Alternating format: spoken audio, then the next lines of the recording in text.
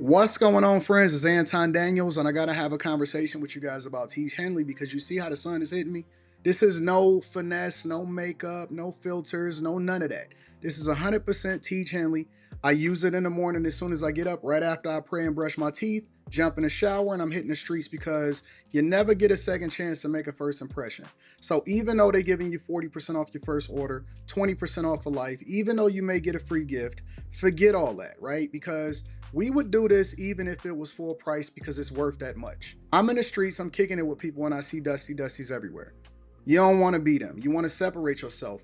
And the way that you separate yourself is self-care. Ladies get it for the fellas. Fellas don't wait for the ladies to get it for you. I'm about to hit the streets right now and I'm feeling confident. I'm feeling great. I mean, I already got confidence, but to have that extra boost of confidence, knowing that you've taken care of yourself and you set yourself apart from all of the rest of the sheep that's walking around making bad decisions on a daily basis. And it's reflected in their actions. It's reflected in the products that they use. It's reflected in the people that they follow.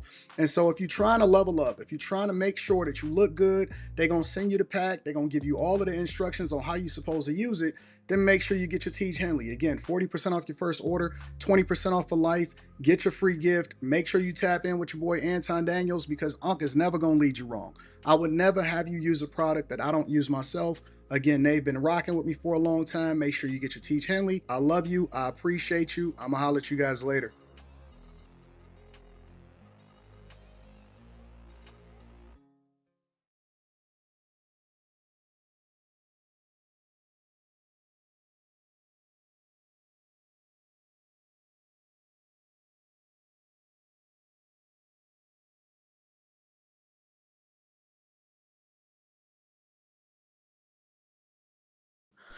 What's going on? Is Anton from AntonDaniels.com. I appreciate you guys for continuing to rock with me. Thank you for tuning in for another edition of the Millionaire Morning Show. I am your host, Anton Daniels. What up, what up, what up, what up, what up? What up to my friends and family? I appreciate y'all for continuing to hold me down. What up to my people in the building? Let's see who we got in here. I see Zay, Mr. Jackson. I am Annie Marie, Will Nicola, Yakar, Purple Haze, Chris McLovin, B. Huey, Molly, Trini Life, Treese, Keyshawn White, Robert, what up though? Pravin, I see you. Lisa M, John, John Y, Jennifer, Major Gains. I see all of y'all. What up to all of my friends and family? April L, Mick the Most. What up? What up? What up? What up? What up? We got a great show lined up for you guys today. I'm excited to be before you this morning. Life is good. What is it that we have to complain about? What is it that we have to complain about? Doesn't matter what happened yesterday. Doesn't matter what happened last week. Don't matter what happened last year. Doesn't matter the hood that you was raised in. The only thing that matters is if you learn from the experience and you're moving forward. We going forward and up, forward and up. We got the Patreon live stream tonight at 8 p.m. Eastern. 8 p.m. Eastern is the Patreon live stream tonight. All right. So we got Block Club coming up. I'm going to break down exactly what the progress is on some of the properties that I have because I want to give you an example and I like to show the receipts. On top of that, I'm also going to go through what's happening in the current market and what I predict. And more importantly, I'm going to break down how I make money and how I vet through tenants and also what my calculations are when it comes to what I charge people for rent and how I maintain a great relationship in which I never have a tenant move out of a property ever. All right. So if you're not a part of the Bag Chasers, if you're not a part of the Patreon, the link is in the description as well as pinned to the top of the chat. If you're looking to rock out with a group of people that's going in the direction that you want to go, tap in. Make sure you get into the Discord. The link to the Discord is in the description of any of the most recent videos inside of the Patreon. All right. Also, shout out to Tiege Hanley. 40% off your first order, 20% off of life. Ladies, get it for the fellas. Fellas, don't wait for the ladies to get it for you. You already know we love Tiege. Tiege is a heavy, heavy rock out with the Millionaire Morning Show, the Anton Daniels channel. And just a little bit more housekeeping, and then we're going to get into the show, the prayer, the super chats, cash apps, everything. We got a lot of show to go today. We're going to talk about Trump. We're going to go through all of the Democratic responses, the crash out of the Democrats, including Al Green and Jasmine Crockett and all of them. Got to give y'all an update on the tariffs, Ukraine war. We're going to cover everything. The greatest morning show on the face of the earth. If you have not hit a like for the algorithm, subscribe to the channel, and sent this to one of your friends, you probably should do so right now, because once we get into it, we going to get into it, all right? Also, roughly 1.5 weeks from now, I am launching my first vlog. So just got my camera in, my vlogging camera. It was on back order. Just got my vlogging camera in yesterday. Or I got it in the day before yesterday, but we just picked it up yesterday. So I got the new vlogging camera that makes it much easier for me to be able to get the content out that you guys want. And you might see a little bit different side of me. You're going to see the behind the scenes. You're going to see everything. You're going to see everything. I can't promise you that you're going to love me after it, but I will promise you that it will be the truth. Let me say that for the people in the back. I cannot promise you that you will love me afterwards, but I can promise you that you will continue to see the truth. I want to get back to the thing that got me in the game in the first place, is truly letting you in behind the scenes to document the lifestyle, not just give you the content, not just tell you my opinion, but to get a little bit more uncomfortable. And I'm very excited about it. So the reason why it's launching a week and a half from now is because it's going to be a week in a whole. All right. So everything that you see on Sunday or Monday will be a week in a whole. And the reason that I'm going to release it that way is because it's going to be like episodes. All right. So you're going to get the whole week. It's going to be broken down in chapters. And then you're going to get the individual clips of the individual days. So we structured it. We figured it out. It's going to be great. Go over to the Room 9 channel, which the name of that channel is going to be changing, and subscribe to that channel, because we don't care about the money over there. We just going to get straight to the content. All right. It's going to be fun. You're going to see every piece of toxic masculinity that you've ever seen in your life. And that way you can criticize me and hate me as much as you want. Let me read a couple. We're going to do the prayer in a minute. I'm going to read these cash apps, and then we're going to get to the super chats. We're going to go prayer, and then we're getting into the show. First of all, I want to give a shout out to Marie Porty. I appreciate you. Says black on black crime. Where's Mr. Sharpton? That was from yesterday. Shout out to Rand Wilson. Says Kroger CEO resigns after the investigation. I have to get to that tomorrow. Mike, that dude, I appreciate you. Maurice Simmons, thank you. You say great job. Spencer Campbell, thank you for holding me down. I appreciate you. Thank you to everybody on Cash App, all right? Let me read some of the super chats. Bishop Cam Nelson says, good brother, Proverbs 22:4 is powerful. Blessings. I have to look that up later on today. Thank you, Bishop Cam Nelson. Abundance Mind says, big dog, I need that seat at the table. I signed on at 12:37 a.m. I'm the first and 0 available. I need that, champ. Let's go back, Chasers. I appreciate you. Shout out to all of the Chasers and everybody a part of the Patreon. Dolores says, good morning, Mr. Anton. President Trump was inspirational last night. I love you. I love you back. And God bless America. 392Q says the Democrats looked like some stiff haters last night. Couldn't even clap for Lake and Riley family. Pitiful. That was pitiful. It was absolutely pitiful. I rewatched it 2 hours early this morning. Just showing love says, without question, I appreciate you, big dog. Thank you for showing me love. Denise Martinez says, it's a beautiful day to be it's a beautiful day in the neighborhood. Shout out to Denise. I appreciate you. Thank you to everybody that support the platform. Again, ground rules before we get into the prayer. I will be reading cash apps and super chats throughout the show. However, we don't ask for it. It is appreciated. It is not something that you are required to do. I don't have a goal set up of how many cash apps and super chats that I can get. We just add value into people's lives, and then hopefully y'all continue to rock out with us, all right? So thank you to everybody that support the platform. I appreciate you. I don't care what you gave, $1, $2, whatever. It's all appreciated, but it's not required. The only thing I ask for you guys to do is, if it's your first time here, hit a like for the algorithm. If it's your second time here, make sure you subscribe to the channel and turn on your notifications. And more importantly, we do not censor people over here unless, always got to give a stipulation, because it's like dealing with children sometimes, unless you get overly disrespectful, because this is a family show.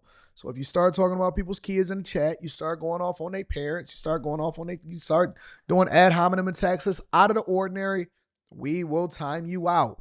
All right. But we encourage conversation. We do not believe in censorship. And more importantly, we want everybody to participate, because chat lives matter. I don't care what they doing over there on them other platforms. We like liberals. We like raging liberals. We like people that wear pink hair and say they're part of the LGBTQ community. We may not agree with your lifestyle, but we like for you to say what you really want to say so that we can have a conversation. It's worth it. It's worth it. So thank you to everybody that support the platform. Thank you to everybody that hold me down. I appreciate you. Let's get into prayer, y'all. Lord, we ask that you continue to be with us. Hold us down. Hold us down. Bless us to be adults. Bless us to be smart. Bless us to be wise. And more importantly, bless us to be forgiving. The message of the day is forgiveness. Bless us to understand that forgiveness is not for the other person all the time. Forgiveness is to release us of the bond that the person has over us that may or may not have had our best interests at heart. And it doesn't even matter if they ask for forgiveness. We have to release ourselves of it so that we can move forward and continue to be successful in our lives. Forgiveness is for us. Forgiveness is not for the other person all the time. Also, bless us and forgive us our debts as we forgive us our debtors.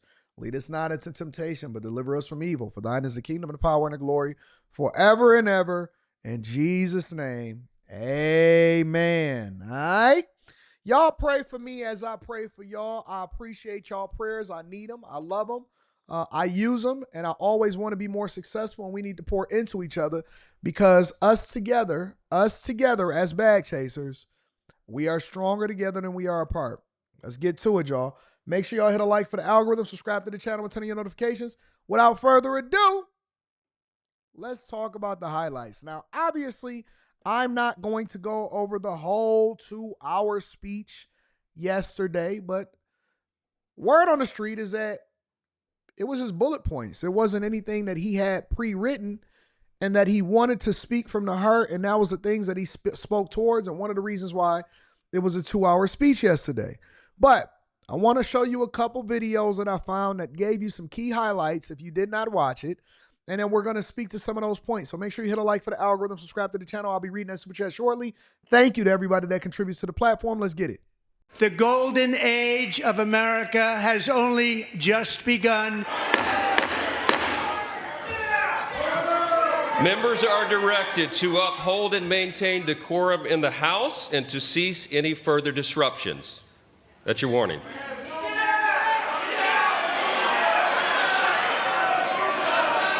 Members are engaging in willful and continuing breach of decorum, and the chair is prepared to direct the Sergeant-at-Arms to restore order to the joint session.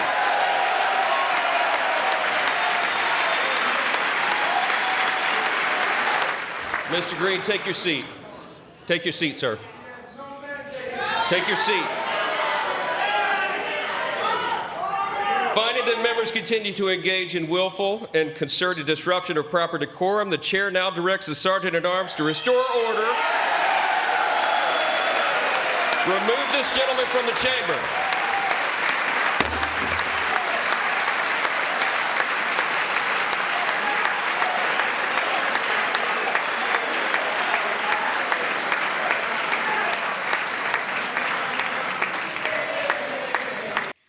Now, these are some key takeaways and highlights from what happened yesterday. In this particular instance, obviously he was removed from the chamber, and you've seen a lot of other clown show stuff happening throughout the speech yesterday. But we'll get to that in the next segment. Let's continue.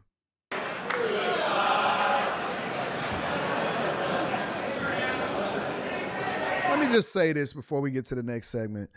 All these people are doing is trying to bring some visibility to themselves. That's it. Nothing more. Nothing more. Not even mindful enough, not even respectful enough, not even adult enough. And these are your elected representatives. Remember when we were talking about Tiffany Henyard before she got voted out as mayor, even though she's still mayor, but she got voted out as mayor of Dalton. And I know that that's a small example, but the reason that I like to use Tiffany Henyard as an example, or maybe even Brandon Johnson over in Chicago as an example, is because I believe that these representatives are the people that you deserve in your district, in the cities that they serve. They are clowns. They are stupid. They can't just sit there quietly if they don't agree. This is pre-planned. Oh, I want to create a viral moment for myself. I want this to be talked about on social media so I can stay relevant. That's all this is. This isn't organic. This is not something that they really believe. It's not something that they really feel. They're not really down for the cause like y'all think that they are. They're not standing up for democracy or up against Trump. Only thing that he's doing, and all the rest of these Democrats, and again, we're going to speak to this in the next segment of the show, is making a mockery of themselves in order to stay relevant. They're nothing more than content creators at this point. The Democrats that are in Congress and the ones that are sitting here protesting that have no power to do anything are nothing more than content creators at this point. That's it. When you see this foolishness and you see this bad acting job, know that you're watching people that are creating content for fodder so that they can stay relevant. Has nothing to do with what's going on in the speech. Only embarrassing themselves to continue to stay relevant in our eyes. Let's continue.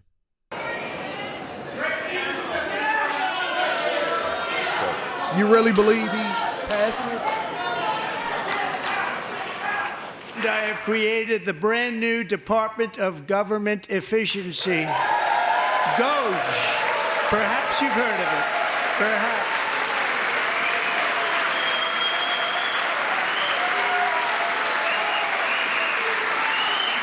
Which is headed by Elon Musk, who is in the gallery tonight.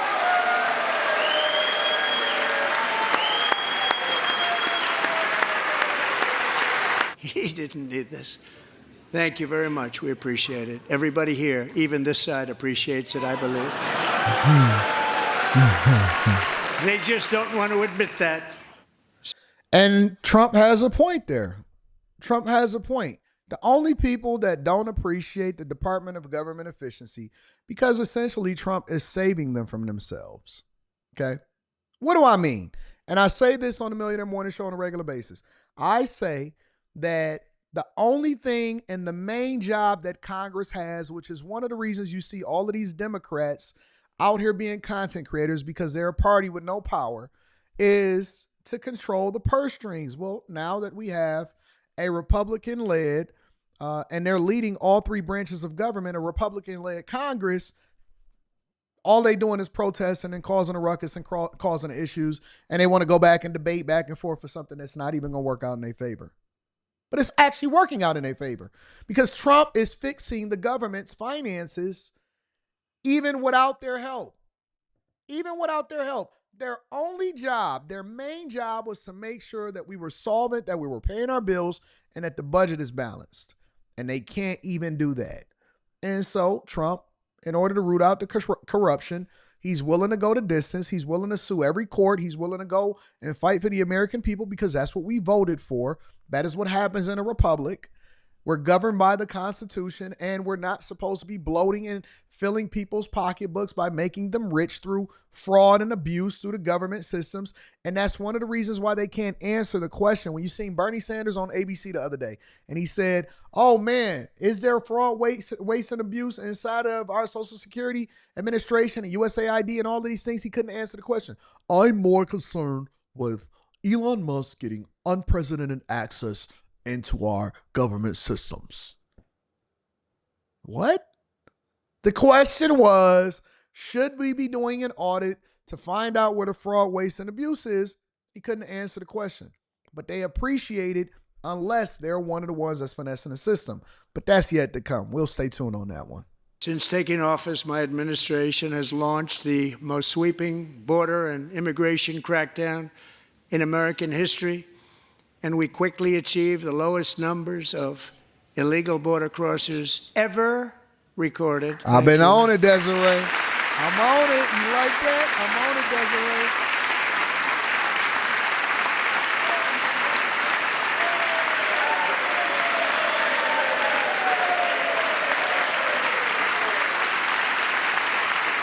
The media and our friends in the Democrat Party kept saying we needed new legislation. We must have legislation to secure the border.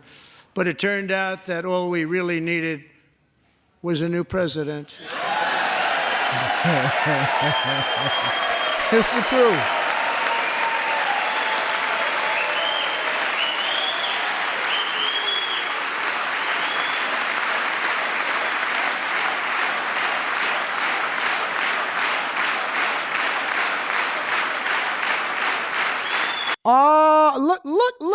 audience, y'all. Look at the audience. Tell me, when you look at this audience right there of the people that's not clapping versus the people that's clapping, tell me that you see yourself in the Democratic Party. For all of you liberals and all of the Democrats who I welcome inside of the show to be able to come back and forth and debate with me, maybe I'll open up a debate segment on Saturdays on the Millionaire Morning Show just for entertainment purposes, political debate, and invite people up to be able to tell me why I'm wrong and why the Democrat Party makes sense. When you look at this, when you look at your screen right now, honest to God, in your heart, when you look at your screen and you say, you know, because I don't even know if the one with the purple hair is a man or a woman. God's honest truth on everything I love. If you ask me to identify what they are, I couldn't tell you. That's how messed up we are inside of the United States of America. I could not tell you if the one on the right, our right, their left, is a man or a woman. I could not tell you, bro. This is what diversity, equity, and inclusion looks like. When you guys, as Democrats in the audience, and this is not even something that I planned, this is just real life. When the Democrats that are watching this right now, look at this. For all of you that's got this on the TVs inside of the church, I know it's Wednesday, y'all getting ready for Bible study tonight. All of my truck drivers, you on the road, you can't look at the screen, but pull over and glance at it real quick. For all of my people that are out there working from home, for everybody in the office that got me in their AirPods, step out of the meeting 1 second and come and look at your screen and say, yep, that is the party for me. This is what I want this party to represent. This is what the Democrat Party is. I could rock with y'all. I could rock with y'all if y'all had similar principles. I mean, you were still wrong, but I can understand you more if you had similar principles to what they had in the 90s. I could get it. I get it. I would be able to understand it. You know what? They're a little ignorant. They don't know no better, but they're not as extreme. So I understand why it's easy for the Democrats to have some level of power. I get it. This ain't it, y'all. This ain't it, y'all. This is not it. Come on, man. Pastors, teachers, women of the night in the streets at night, selling that box for $2 for $50. Come on, y'all. This ain't it. This is not it. This is not the party of y'all.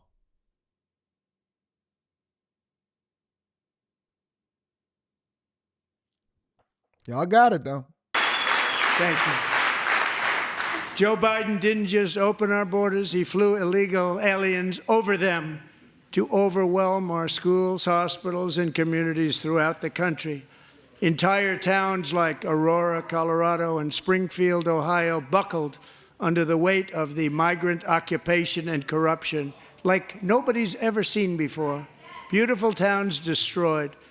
Now, just as I promised in my inaugural address, we are achieving the great liberation of America. Other countries have used tariffs against us for decades, and now it's our turn to start using them against those other countries. And so on April 2nd, I wanted to make it April 1st, but I didn't want to be accused of April Fool's Day. That's not, just one day was cost us a lot of money. But we're going to do it in April. I'm a very superstitious person. April 2nd, reciprocal tariffs kick in. And whatever they tariff us, other countries, we will tariff them. That's reciprocal. We are going to rediscover the unstoppable power of the American spirit. And we are going to renew unlimited promise of the American dream. Every single day we will stand up and we will fight, fight, fight for the country our citizens believe in and for the country our people deserve.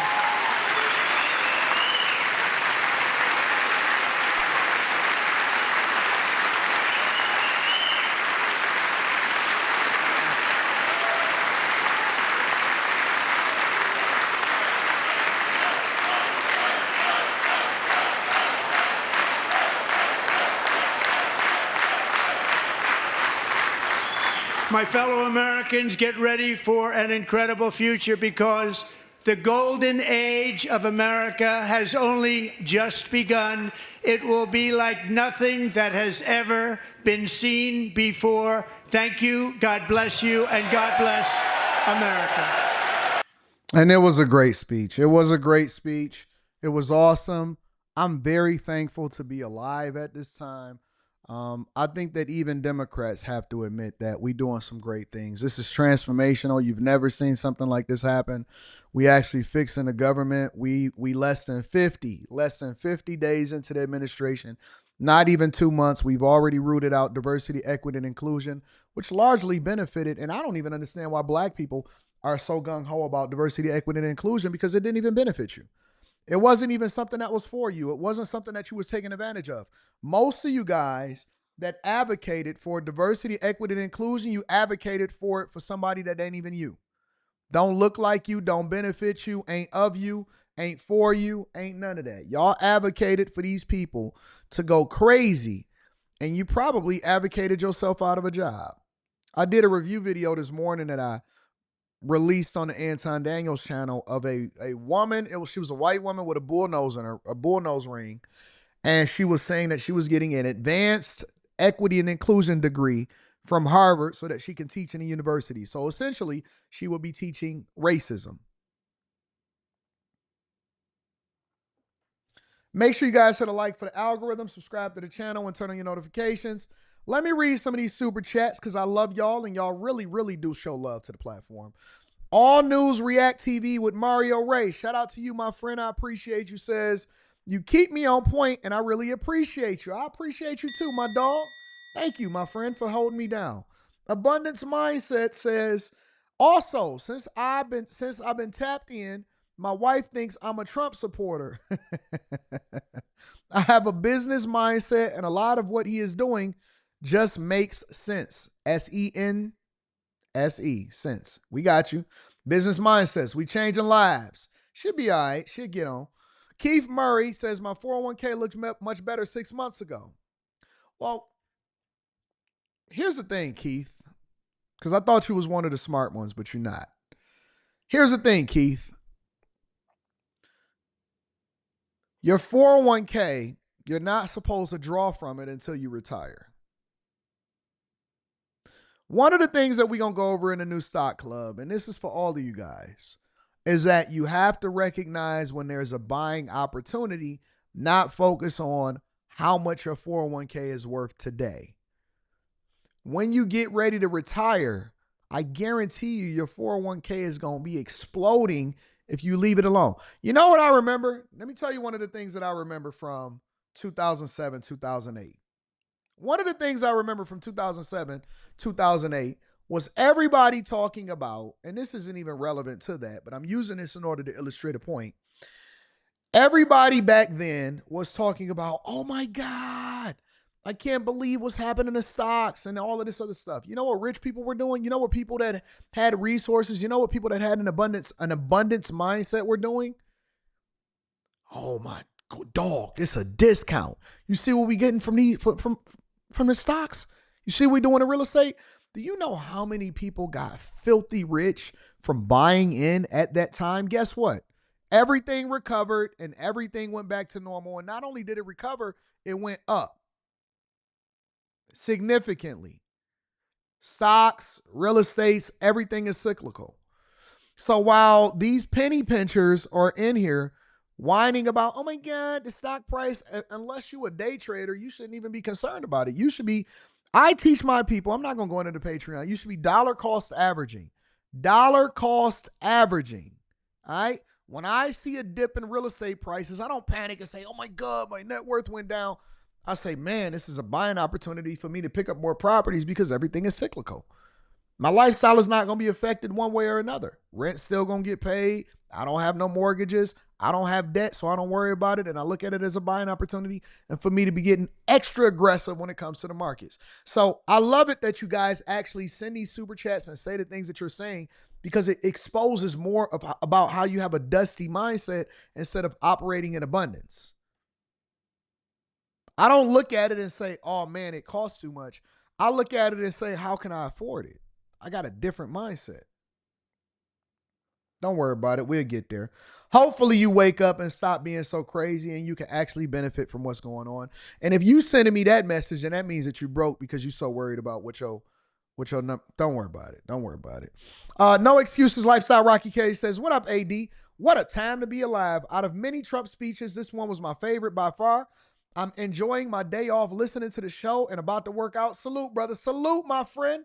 Abundance Mindset. I love that name. Says, last thing and going to sit back and listen. My wife works for the government and I need to start flipping this money ASAP so I can carry the house. You got it. I like your mentality.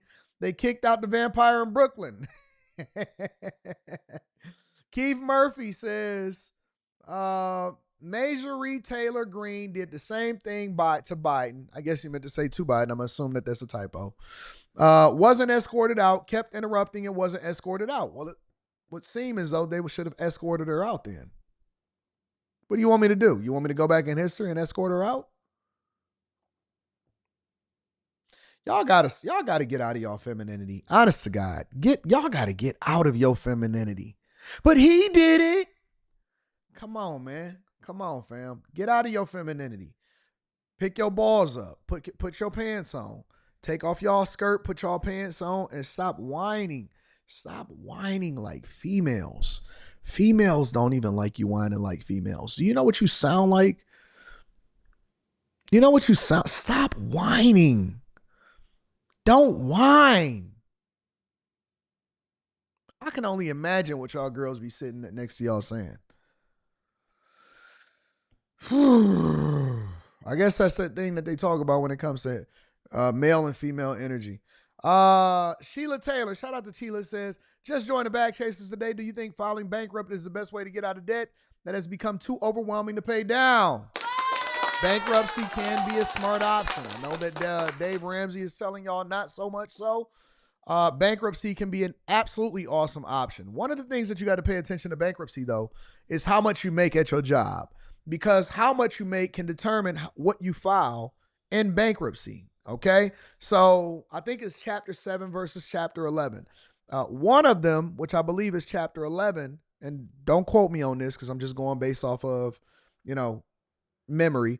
I think chapter 11, you have to pay it back based off of your income. So you're going to be paying it back and they're going to do an income-based repayment. Chapter 7, if I'm not mistaken, or whatever the name is it just wipes your slate clean, which gives you a fresh start. You still keep your job. And then your credit is just messed up for like 7 years or something like that. But bankruptcy absolutely is an option. But the question that you should be asking yourself is, once you go through bankruptcy, are you going to find yourself in the same situation that you was before? It's absolutely an option. 100%, Sheila. All right. So maybe I'll do a whole Patreon live stream on that. Let's see what else we got. Mick the Most says, standing on business, get him up out of there.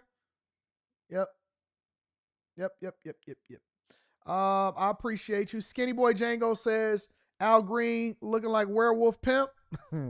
Keith Murphy says, if Trump is fixing finance, what does new budget add $2 trillion more to the debt? The new budget isn't even, don't worry about it. We'll get there. When the budget is released, I'll break it down for you like a C student. That way you can better understand it, just like I do with tariffs. Purple hair looks like blonde's hair. Daddy. Martin Muhammad, I appreciate you for the 20 ball, my friend. Says Anton, my fellow UAD Cub. What up, though? Why do we have to always lead the disrespect parade? Black folk, our racism is so stupid. I think that we need to become what we detest. Thank you for asking for forgiveness today. We should practice it. I like that. Shout out to Martin Muhammad. I appreciate you. High Tolerance says, good morning, AD. That breadstick of a nose is rough work. Who's waking up to that? This hen up there looking like Miss Meanie from Woody Woodpecker. April L says, the hate was so thick from across the aisle, and it's really disturbing when you think about these people being political leaders. Jay Hunter Lee says, black folks were out here protesting DEI for Karens. Is it a good time to buy stocks? It's always a good time. You should be dollar cost averaging. Do you know what dollar cost averaging is? Automating the investment process. Chris Cunningham says, good morning. AD last night was on AH. Al Green getting kicked made the Dems look extra dusty. If you're not buying a dip on crypto and stocks, stay a dusty for life. Don't tell them nothing. Make sure y'all hit a like for the algorithm, subscribe to the channel, and turn on your notifications. Let's talk about the dustiness of the Democrat Party real quick, all right? Let's go into it. So, man, did that wrong. All right, so hold on. Let me fix this really quickly.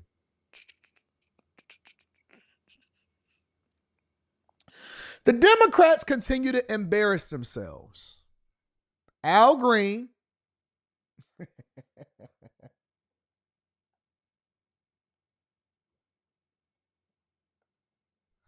made a spectacle of himself yesterday, and they wanted attention. Oh,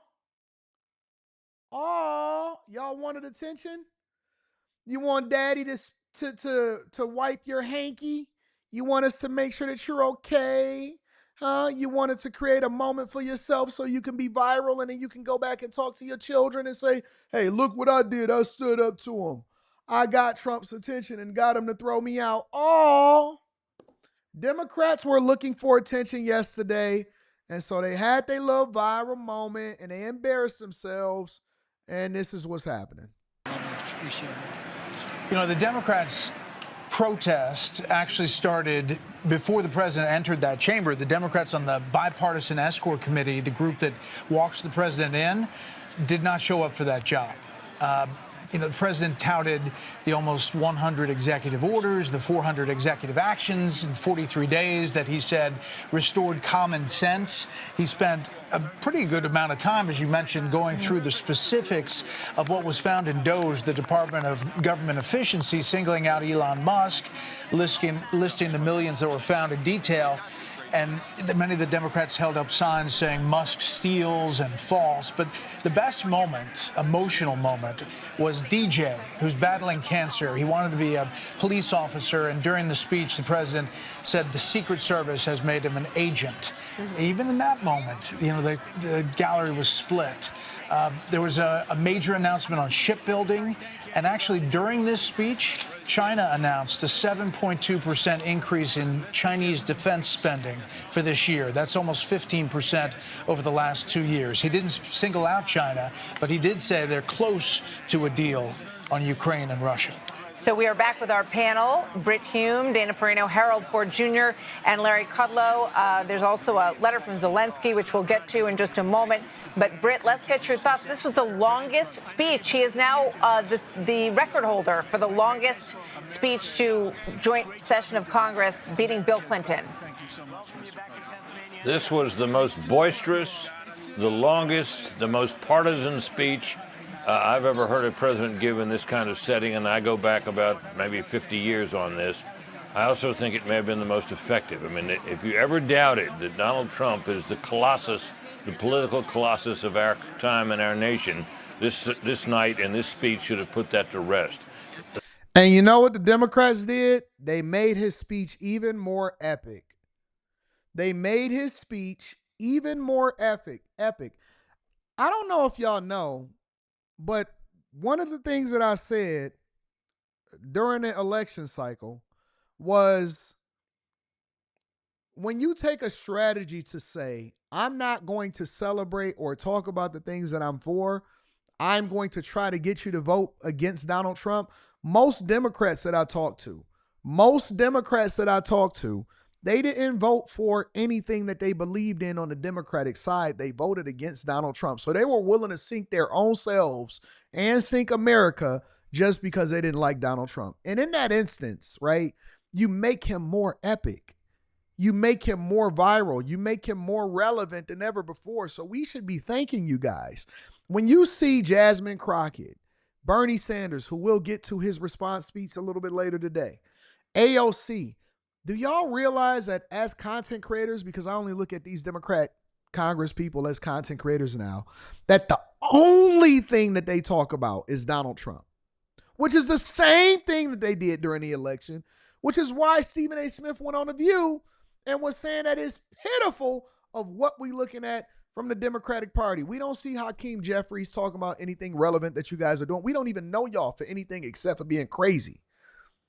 All we know y'all for is lying, stealing, cheating, being crazy, advocating for the alphabet community not knowing what a woman is and allowing for men to be able to go into women's sports. And then to put the cherry on top, y'all support illegal migrants in this country, displacing people that's already here.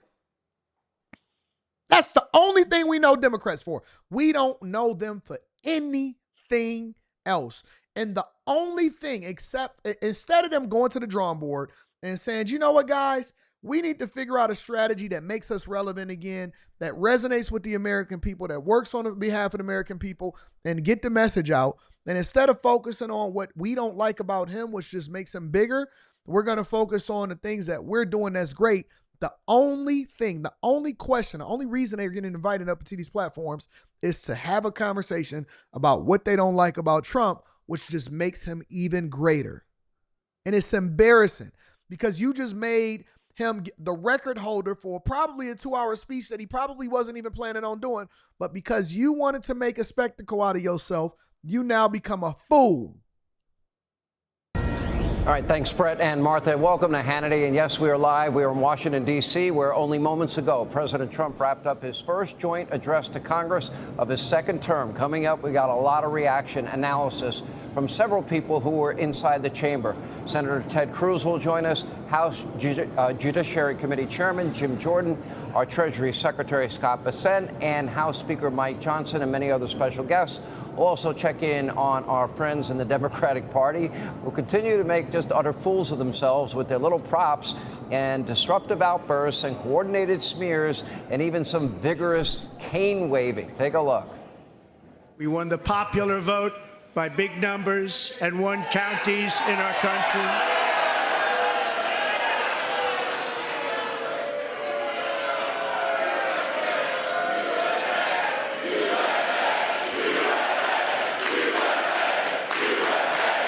Small business optimism saw its single largest one-month gain ever recorded, a 41-point jump.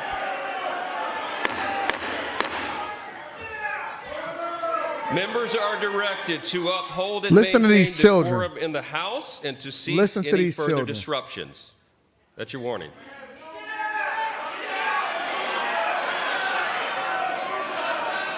Members are engaging in willful and continuing breach of decorum, and the chair is prepared to direct the Sergeant-at-Arms to restore order to the joint session. Somebody said in the chat, I think it was Keith Murphy, the Unbeaten. Keith Murphy, the Unbeaten, said something, and I thought that it was interesting. He said, Marjorie Greene, she didn't get kicked out and she was disrupting Biden, and that's because y'all don't have no backbone. Y'all weak. Y'all suckers. It's the reason why Zelensky felt compelled to come over to the United States of America and continue to take money out of y'all pocket. It's the reason why Russia invaded Ukraine in the first place. It's because nobody fears y'all. Y'all don't have no backbone. Y'all can't even get control of your own houses. All of y'all had gentle parenting when you were growing up. And so you think that your voice matters. It doesn't. It doesn't. You see how quickly Mike Johnson got control of everything that was going on in there and got the bad actors up out of there? Now, if you want to be disruptive, we're going to go ahead and have the Sergeant-at-Arms get things under control. The reason why she wasn't removed, if she was disruptive, is because y'all don't have no control. The same way that you ain't got no control in your households, you ain't got no control over your girlfriend, you ain't got no control over your boyfriends. I'm talking about the guys that's in the Democrat Party. Most of the time, 50% of the time, we know that guys in the Democrat Party got boyfriends. You soft. You soft, and don't nobody fear you. We know that we can come in with diversity, equity, and inclusion shoes on and kick over your table, and all you're going to do is say, oh my God, let's call a resource officer in order to negotiate you to get out of my house. You soft. All Democrats are today are content creators and squatters. Y'all squatters in Congress. You squatters. We don't respect y'all. Listen, if you can't even get migrants out, if you releasing migrants, that's the reason why we got the Safety Act over in Chicago, where it's a no bond. That's the reason why crime is running rampant over in Chicago and Los Angeles, because you soft. That's why y'all children don't respect y'all, and y'all keep on going up there to fight the teacher instead of getting your children in order. You soft. Everything about y'all is soft. No backbone. Women don't feel compelled to say anything to you because they already know that they got to carry 75% of the load. Just give him his Xbox, baby. Give him his Xbox. At least he paying something on the rent. That's what the women keep telling me. For the guys that's Democrats. We come to your door, hey man, is it okay if we do this, do that, take care of this business? Hold on, let me go check with my wife first. Hey honey, is it okay? And then your wife come out and he look just like you. He got a beard. You calling him your wife and he got a beard. Honey, let me check with my wife first. Honey, is it okay if they do this? And I'll be looking in the background. So that's your wife, husband. Word. We don't even, once I knock on the door the first time, because when I'm building a property, I might knock on the neighbor's door. Once I knock on the door the first time and I see you got a house husband, I don't even ask no more. We just go ahead and build on your property. We don't even, if it ain't for the inspectors to tell us, hey man, you going over the property line, I don't care. What they gonna do? They soft. We expanding our deck in the backyard because they soft. That's how we look at y'all. We look at you guys as nothing. What you gonna do? Protest? I seen y'all protesting y'all jobs getting released the other day, and y'all was standing outside of the federal building with pink signs saying it was a bunch of white people, a bunch of white men. We shall overcome. We shall overcome. Did y'all see that video of them protesting and they were singing? We will not go silently. We will not go silently.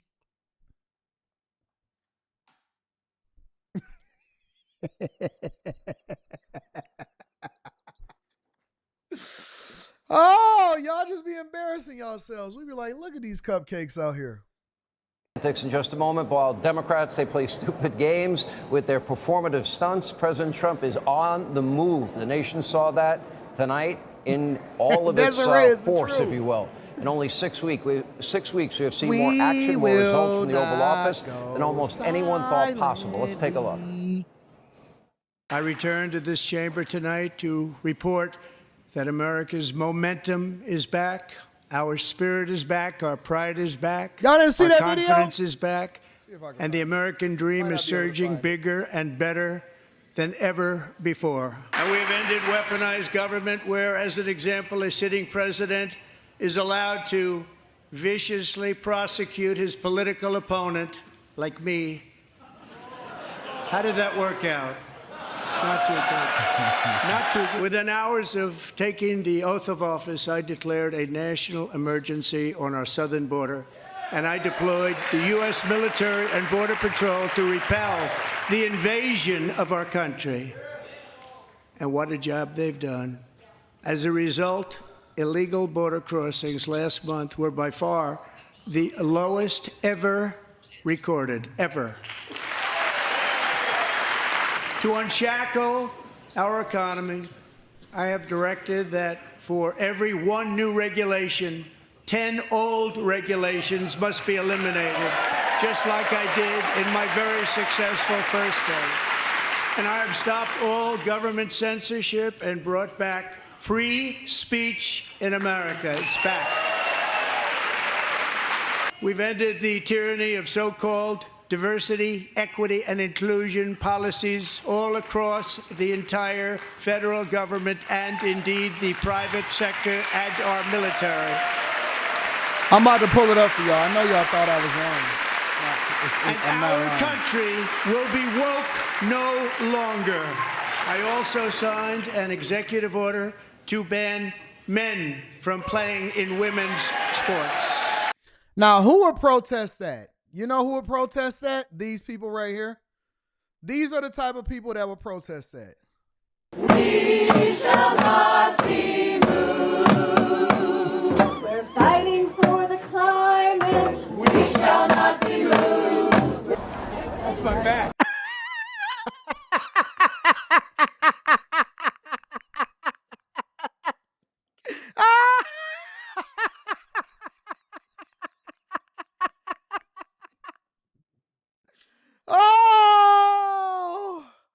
Oh, I love liberals. I love liberals so much. You guys are the greatest of all time.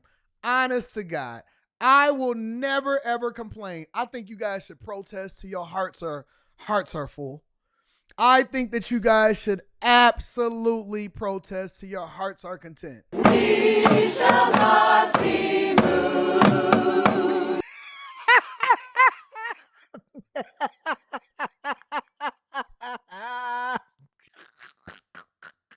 Y'all thought that I was lying.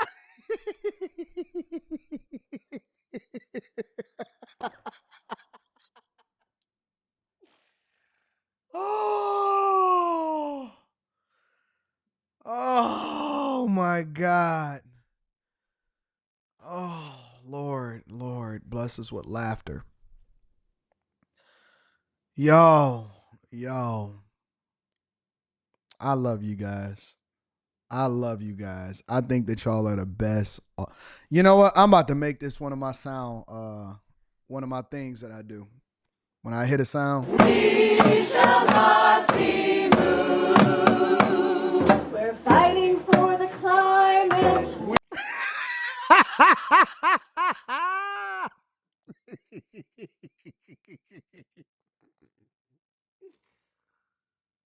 Oh, thank God for y'all's sake that these are the people that didn't try to enslave us 650 years ago. We would have came over here and enslaved y'all. I ain't even gonna cap.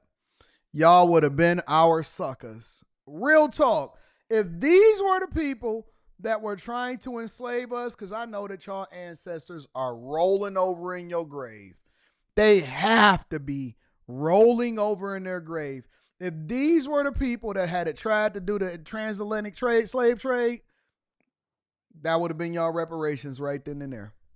Right, we would have enslaved y'all. It would have been some cotton picking white folk out there in them streets. Because I know y'all ancestors is like, what in the devil is going? Let me get this on pink. We got pink. Oh, let me get pink. Pink, purple. Get pink, purple. There we go. Pink, purple. Good gosh. And then they be apologizing to black people every day. I stand with black people. Like, yeah, get out. Yeah. Where your wife at, dog?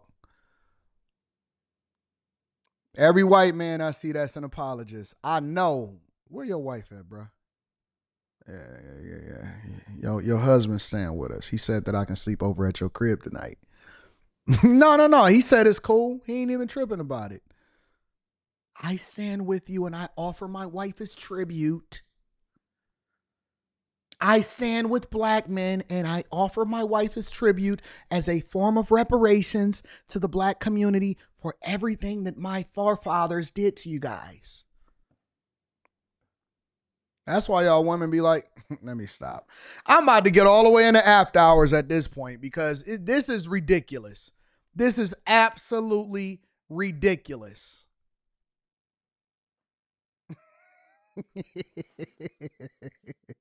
I take my reparations payment today, please.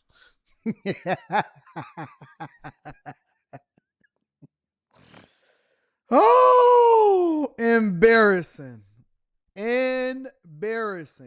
Unreal. Y'all need to stand up for yourselves. Free Thinker says chapter 7 versus chapter 13. Thank you. See, that's why I wanted to make sure that I preface it by saying that, we want to get the right things together. But chapter 7 versus chapter 13. Thank you, Free Thinker. I appreciate you, big dog, for the insight information. This might be risky in the building. Shout out to This Might Be Risky. Go and check out their platform. Awesome platform.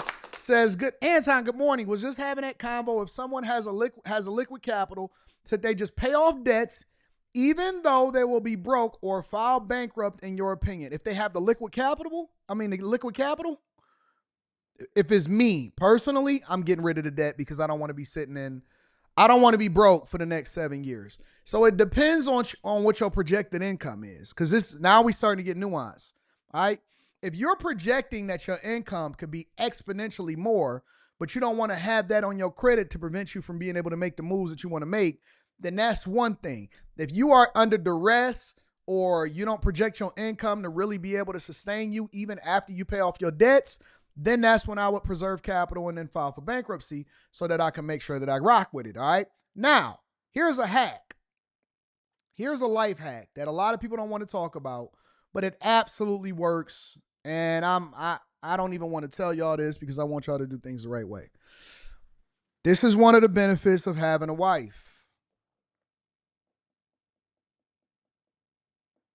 Are you hearing me? Are y'all hearing me? This is one of the benefits of having a wife.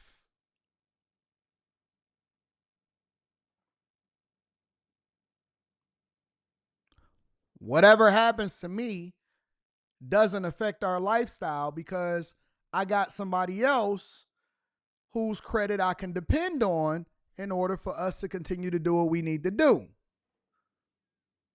I never put things in both of our names, ever. Let me say this again for the people in the back. I don't even really exist on paper, to be honest with you. I don't even exist on paper. I never put things in both of our names. It's either everything is going to be in my name or everything is going to be in her name. But either way, and let's be clear, this is one of the benefits of getting it out the mud with somebody. You can leverage the people that are in your network. What is the person that's in your network? Who is the person that's closest to you? Your wife, your husband. So just because you are on paper making some adjustments doesn't mean that they are too.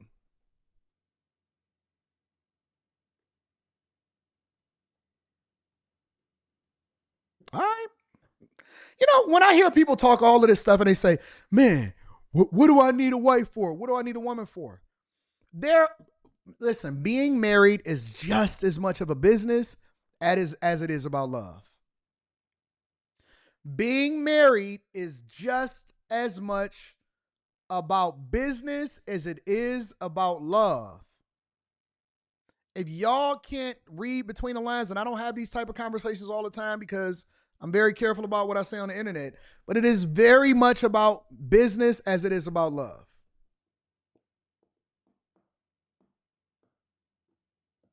See, look at this guy. Look at this guy. I'll give you an example of why guys that are married on average are richer than guys that aren't. What? He said what? WT instead of WAT. Don't worry about it. What? He wrote it like he would say it. That's another mouth to feed. That's nothing. That's nothing. He meant to say another hospital bill, another car note, a bigger mortgage. Women are a luxury expense, not an asset. That just means that you don't look at things from a business perspective and you don't know how to leverage her in order to make more money, get richer, be more successful, and then be able to have her be the beneficiary of your greatness. See, you don't understand the game because you think it's another mouth to feed instead of saying that, you know what? 2 is better than 1 when it comes to being able to leverage the things that we can do in order to be more successful. And so if I can put her in a position where she can add more value instead of looking at her as another mouth to feed, you only focus on the box. That's the problem. The box come with it. This ain't that. I don't want to get into after hours today. I don't want to get into after hours today. I want to focus on the money. But I need y'all to start looking at everything from a business perspective. Everything is a business. If you looked at the woman that you were having a conversation with on what you wanted to marry, you wouldn't be looking at her and saying, man, she bad as hell. You would be looking at her and saying, man, you are very valuable to me. If you can't look at the woman that you are laying next to every night, or the woman that you dating, or the woman that you courting, or all of that stuff, and the thing that you saying is, man, you so bad, you so fine. And I don't mean that she can't be bad and fine, but if you're not looking at her as an asset, if you can't look at her and say, man, you are adding so much value to my life. And I'm talking beyond washing clothes and washing dishes and throwing it in the dishwasher. I don't care about that no more. If you can't look at her and either A, put her in a position to make you more money and be more valuable to your life, Or B, look at her and see the value that she has and then say, you know what, I could take you to the next level, and what you would add to this thing would take us out of this world, then you are talking to the wrong person. Marriage is just as much of a business as it is love. And trust me, she wants to be used in every way possible. But you're so short-sighted. And this is the reason why we got broken families. It's the reason why we got broken families. Y'all need to start listening to somebody that can give you some insight on how to be successfully married instead of listening to these dating coaches. They can't tell you nothing about it because they don't know it. They haven't been through it. They don't know what being successfully married looks like. Even when they look at their parents didn't even like each other. Y'all looking at the wrong things. You're looking at the wrong thing. Seriously. And ladies, if you so focus on impressing a man based off of what you look like, then you are attracting the wrong type of men. Trust me. Trust me. I'll get y'all there. I'm going to get y'all there. I promise you I'm going to get y'all there. Stick with me. Stick with Time Dog. Stick with Unc. Unc going to get y'all there. Shout out to This Might Be Risky. I think that's great. Let me read the rest of these super chats really quickly, and then we're going to get to the next subject. This ain't the real Al Green. You ain't the real Al Green. Am I crazy for thinking I can change Jasmine Crockett? Yep. Leave her alone. Soft squattocrats. 80 is cooking today. They soft. Rider Guy says, anybody else think Al Green looking like a caveman from the Geico commercials? Looking crazy. He got the good hair, though. High Tolerance says, embarrassing. 80, you know these are the same sassy ninjas strutting around here with clear backpacks, patting their hair with their index finger. They might be good for a Monday night spot. JMD, I appreciate you. 749 says, Red Fox said, if I overcome, I'd go crazy. JP says, did you check out Gavin Newsom's new podcast? I haven't. I plan on reviewing it on Friday. We're laughing at the protesters, but these are the same people teaching these kids in schools and colleges. Shout out to my girl, Molly. Keith Murphy says, I'm raising 2 D1 athletes. I'm a man that doesn't even make girls, so I'm masculine. I'm 4'4" and raised by 2 educated black parents. Was not soft. You softer than a Reese's Buttercup, boy. I don't give a piss what you soft. You soft as tissue, Charmin tissue. You soft. I'm a real man. You soft. Soft as ever. I'm telling you right now to your face. I see the spirit in the way that you type that you soft. God know you soft. Know you, and it probably ain't even your fault. Maybe it's your uncle's fault. K Dizzle says, how you going to keep streaming once Ontario shuts off the power? Yeah, good luck with that. Do y'all really even understand how infrastructure works? Never thought I'd see white singing Negro spirituals. Well, you seen it today. Anton didn't even wear a jacket today. Morning to I feel better. I think that I like it. I like showing the AD on my shirt. You know what I'm saying? More Millionaire Derailment Show. I like it. Timo version of the civil rights movement. Y'all should be embarrassed. April L says, Dems sat there and listened to their whole lives unravel, and I thoroughly enjoyed watching. It's a new day in America. God bless the president. Shout out to my girl April. I appreciate you. Frankie Rico says, Trump hate can be more accurately described as envy and fear. Maybe that is true. Maybe you got something there. Nichelle says, the list is getting long. Dems hate peace, law and order, babies, marriage, police, safe cities, masculinity, women, and America at large. At this point, I'm not even arguing anybody about it. Dems is a losing team. Let them lose. Chris Cunningham goes on to say, you know what? Being married allow our car insurance to be cheap as hell. Being married is benefit. Nah, you starting to unlock it. How can I join after hours? Just open up the stream and watch it, I guess. Please bring back Wednesday night after hours. Wednesdays after hours. Ooh, Milk, we never had a Wednesdays after hours. We only had Monday, Thursday, and Fridays. I think you're talking about the Anton Daniels channel. Keith Murphy says, we agree about marriage. It might be more about business than love. Think of dowries and reasons. No, we're not talking about it like that. I'm not saying paying for your... Jesus, Lord, have mercy. Keep on super chatting, Keith. We love you. We love you. Thank you for supporting the platform, my friend. Levite Apparel says, Anton, shalom, blessings. Preach, sir. Missed a lot in the building. Shout out to my dog, my Detroit brother. My Detroit brethren says, salute to the Chasers. Thanks for the game as always. Make sure y'all tap into the Patreon. Link is in the description. Whiskey Pierre says, Anton had to switch accounts. Buy low, sell high. Shout out to you, Whiskey. I appreciate y'all. Make sure y'all hit a like for the algorithm, subscribe to the channel, and turn on your notifications.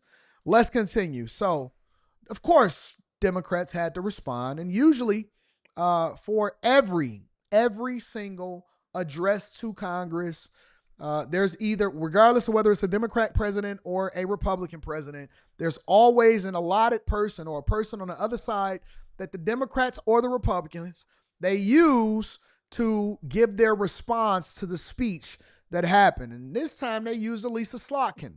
All right. Democrats decided that they want to go with new blood and they wanted to go with Elissa. Are you with me? And so Elissa is the one that delivered the response to the Trump's address. And this is what she had to say. I haven't seen this yet, so I'm seeing it for the first time, just like you guys. Senator Elissa Slotkin will deliver the Democratic response to President Trump's address to the joint session of Congress. Senator Chuck Schumer calling her a rising star in the party. At age 48, she became the youngest Democratic woman elected to the Senate. She previously served in the House. Before that, she served as a CIA analyst in Iraq. Now, her task tonight, delivering a solid Democratic message, of course, setting forth the party's agenda if they hope to reclaim the House and the Senate. Let's listen. Hi, everyone. I'm Elissa Slotkin. I'm honored to have the opportunity to speak tonight. It's late, so I promise to be a lot shorter than what you just watched. I won't take it personally if you've never heard of me. I'm the new senator from the great state of Michigan, where I grew up. I've been in public. Boo! Boo! Now, I love my Michigan, but I'm so tired of these Elissa Slotkins, Gretchen Whitmers showing up at the doorstep of Michigan. It's one of the reasons why we had Flip Blue in the 2020 election, but now we back. Public service my entire life because I happened to be in New York City on 9/11 when the Twin Towers came down. Before the smoke cleared, I knew I wanted to make a life in national security. I was recruited by the CIA and did 3 tours in Iraq alongside the military. In between, I worked at the White House under President Bush and President Obama, 2 very different leaders who both believed that America is exceptional. Right now she's focused on promoting herself. She's not focused on the message. So Democrats are looking for the new rising star. That's one of the reasons they keep parading these people out there to see who's going to make an impact. And so she's stating her credentials so that you can say, oh, this is a person that I should listen to. You can find that same sense of patriotism here in Wyandotte, Michigan, where I'm speaking from tonight. Now, before I let her rock, she's speaking from Wyandotte, Michigan. Now, for all of my people in the chat today, that is from Michigan. Wyandotte is one of the lists. Is one of the places that's on the list. Taylor, Michigan, Melvindale, Hazel Park, White Lake. These are some of the same places that I was telling y'all about. The black men that like to talk to white women that tend to be a little bit overweight. And this is the place that she's speaking from. I'm just telling you the truth.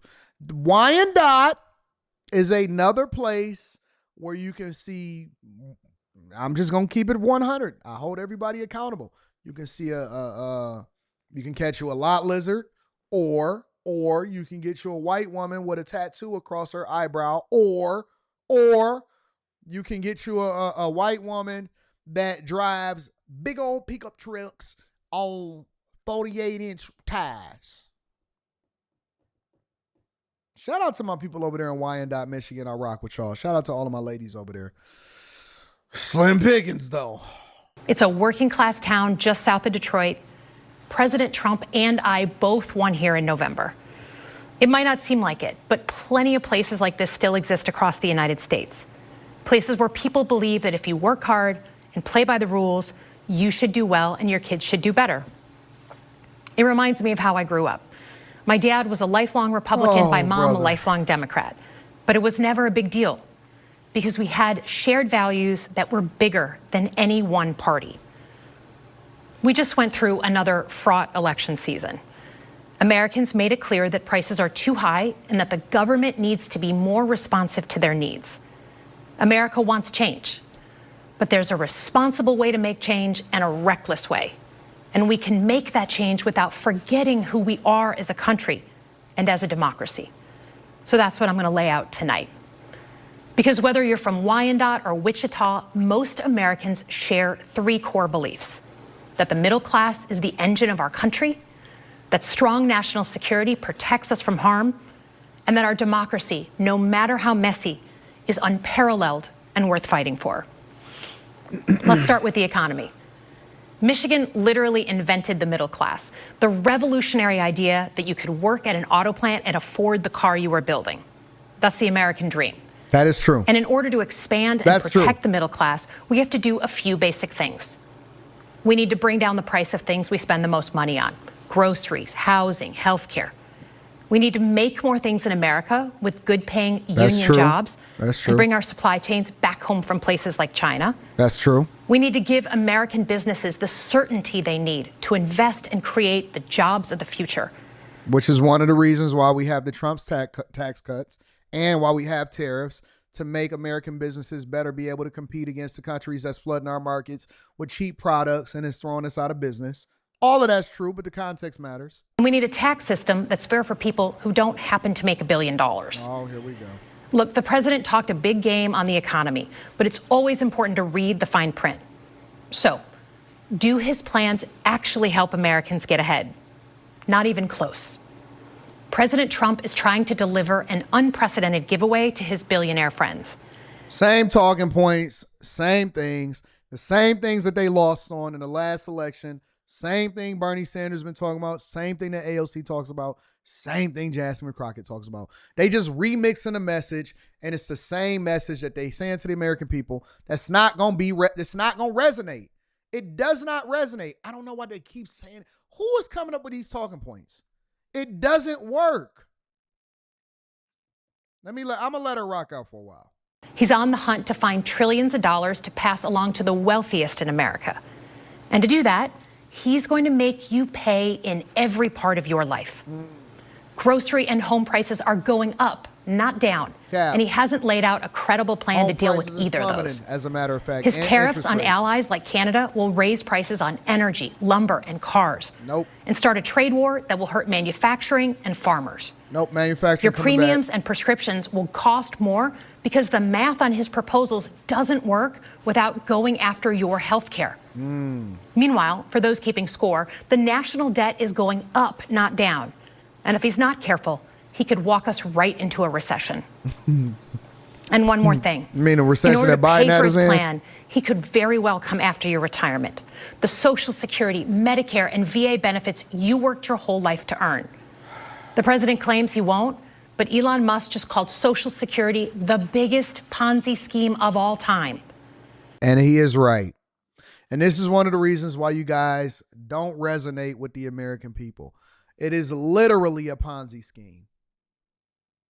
And we have a bunch of people on it that's not supposed to be on it that's still getting benefits. And it's a fraud machine also. I'm paying into Social Security so that you can live today. That's what Social Security is. Now, it's not that we have an endowment or a group of people or some money that's put away that then continues to make money on top of money in order to, make sure that it's solvent. That's not what Social Security is. It's robbing me to make sure that you're taken care of, and then they're going to rob the generation after me in order to make sure that I'm taken care of. That's what Social Security is. It's a Ponzi scheme. It's the literal definition of a Ponzi scheme, but because the federal government is doing it, that's what makes it solvent. While we're on the subject of Elon Musk, is there anyone in America who is comfortable with him and his gang of 20-year-olds using their own computer servers to poke through your tax returns, your health information, and your bank accounts? Better than IRS. No oversight, no protections against cyber attack, no guardrails on what they do with your private data. We need a more efficient government. You want to cut waste? I'll help you do it. But change doesn't need to be chaotic or make us less safe. The mindless firing of people who work to protect our nuclear weapons, keep our planes from crashing, and conduct the research that finds the cure for cancer, only to rehire them 2 days later? No CEO in America could do that without being summarily fired. Okay, so we've talked about economic security. How about national security? Let's start with the border. As someone who spent my whole career protecting our homeland, every country deserves to know who and what is coming across its border. Period. Democrats and Republicans should all be for that. But securing the border without actually fixing our broken immigration system is dealing with the symptom and not the disease. America is a nation of immigrants. We need a functional system keyed to the needs of our economy that allows vetted people to come and work here legally. Which is one of the things that they did not address during the entire Biden administration. And we just let people come over here needlessly. And now we refusing to help the federal government actually get the people that's not supposed to be here legally or illegally out of the country. So this is all posturing, all right? We only presenting this, and again, I'm watching this for the first time. All of these points is easily disputed. A third grader that knows anything about civics can tell you exactly what's going on. All of these talking points is regurgitated, is reformatted. They representing it to you and they acting like it's going to resonate with the American people. We all know that it's cap. We all know that it's not true. We all know that y'all let immigrants across the border. Y'all stood by while the Biden administration profited from it. 300,000 children and counting wound up becoming missing. It became a racket as far as the cartels and human trafficking. And everybody got paid from it, $15,000 to $20,000 per person. They was estimating. It's a racket. It's one of the most crooked things that I've ever seen in my entire life. So I look forward to the president's plan on that. Because here's the thing. Today's world is deeply interconnected. Migration, cyber threats, AI, environmental destruction, terrorism. One nation cannot face these issues alone. We need friends in all corners, and our safety depends on it. President Trump loves to say peace through strength. That's actually a line he stole from Ronald Reagan. But let me tell you, after the spectacle that just took place in the Oval Office last week, Reagan must be rolling in his grave. We all want an end to the war in Ukraine, but Reagan understood that true strength required America to combine our military and economic might with moral clarity. And that scene in the Oval Office wasn't just a bad episode of reality TV. It summed up Trump's whole approach to the world.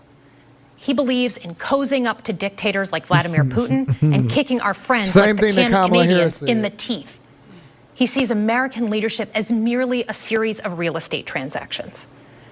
As a Cold War kid, I'm thankful it was Reagan and not Trump in office in the 1980s. Trump would have lost us the Cold War. Donald Trump's actions suggest that in his heart, he doesn't believe we're an exceptional nation. He clearly doesn't think we should lead the world.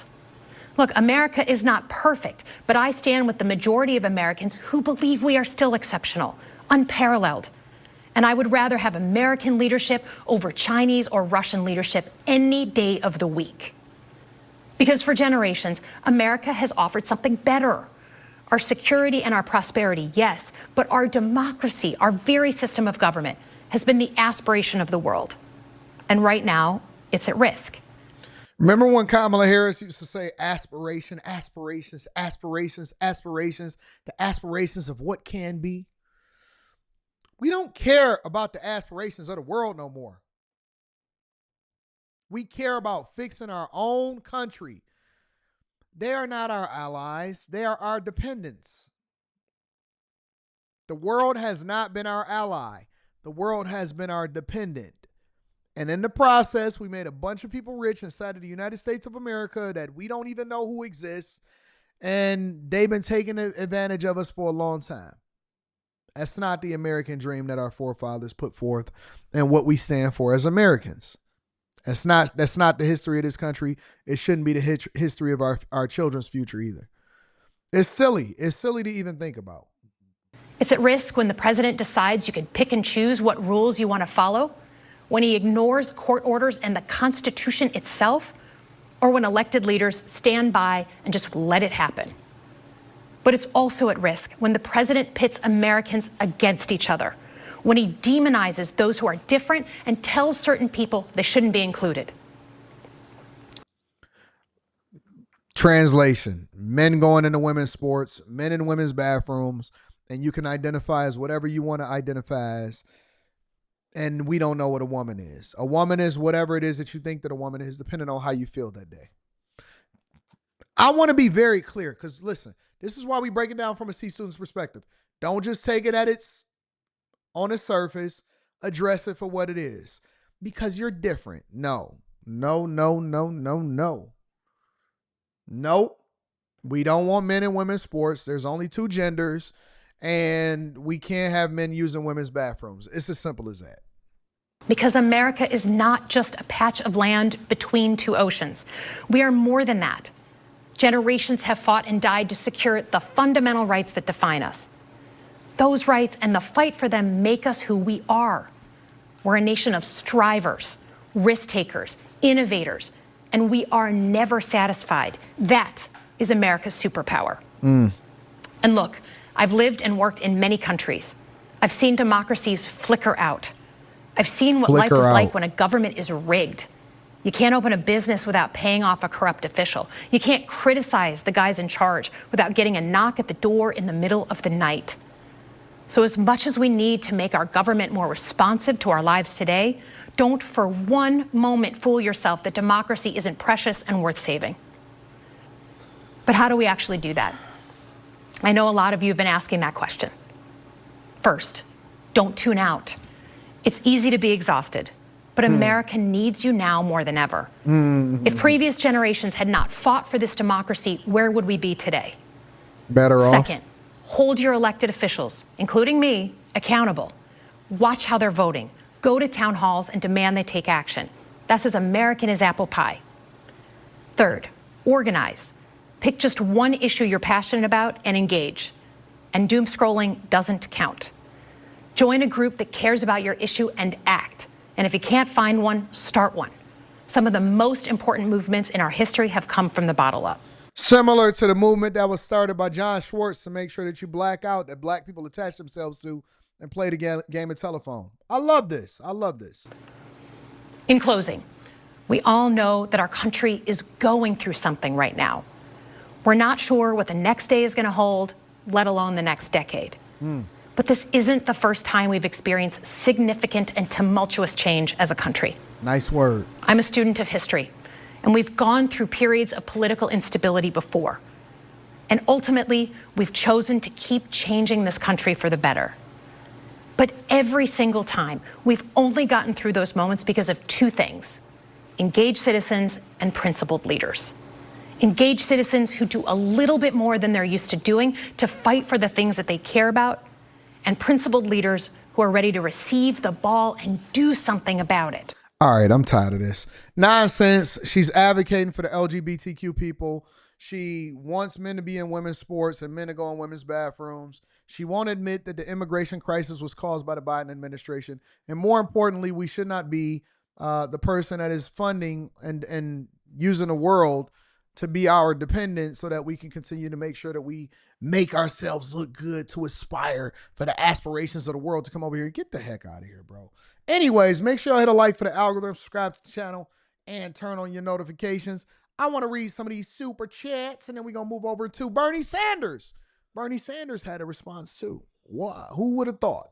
Who would have thunk it that Bernie Sanders decided that he wanted to have a response to him too? Corp CA says the D's are fueled by their hatred of 47, whereas I am fueled by wanting accountability for the actions of these demonic criminals. Shout out to Corp. I appreciate you. Service USA says I got a couple of business marriage proposals in the Philippines and Hong Kong. Stay tuned. Oh, Jesus Christ. Lord help them. Chris Cunningham says, you heard what Malcolm X says. Don't trust white liberals. Well, I don't know if it's just because they white. I just think it's because they liberal. Billionaires, that's all they talk about. Shaking my head. We need that Darth Anton energy. Get them, big homie. Chris Cunningham says, AD, look up Nancy Pelosi wrap-up smear. That's the playbook for Dems. Nice Shell says, Lord, we rebuke being tone deaf. L goes on to say the CEO of Target has announced they're raising food prices due to Trump's tariffs. Congrats, Trump voters. Who goes to Target to buy food? Y'all go to Target, the grocery shop?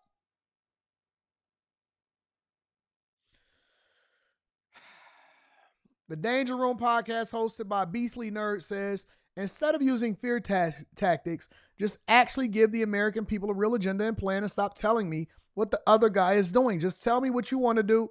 That's why they're losing. Well, they don't have anything to propose to you. That's why they're saying it. AD, I'm sick of her face. Jeez. Anton Sir, she's making my ear bleed with throw up. Yo, ear bleed with throw up? Sounds like she's speaking from an SNL skit. Says Big Irv Express. Chris Cunningham says same message, different words, different face.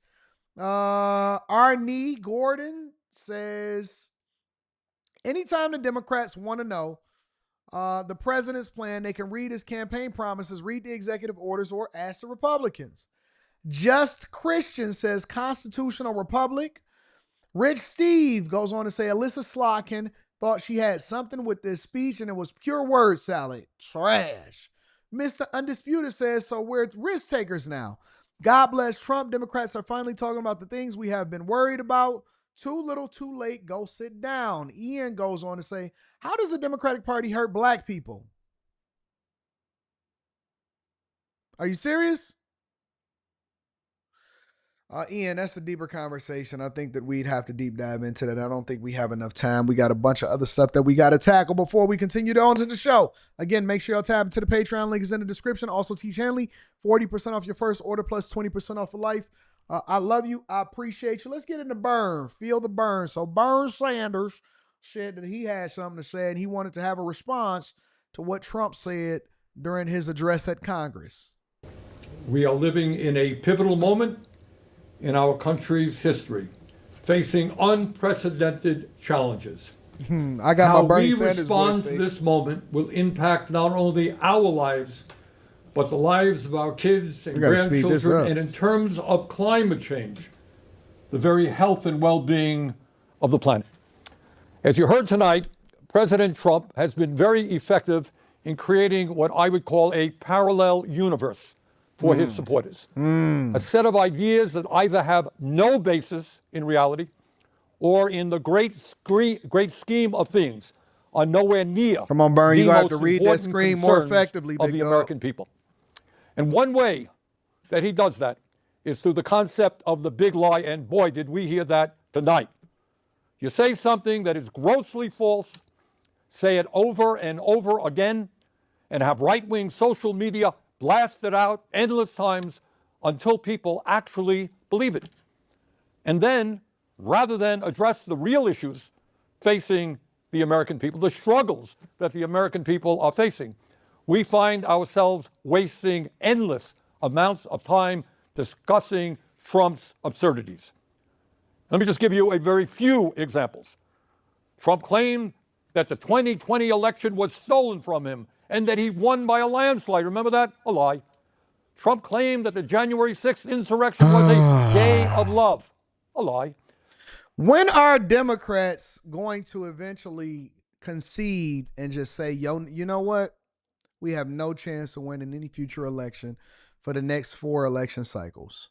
Because good God, they still talking about the same thing over and over and over and over.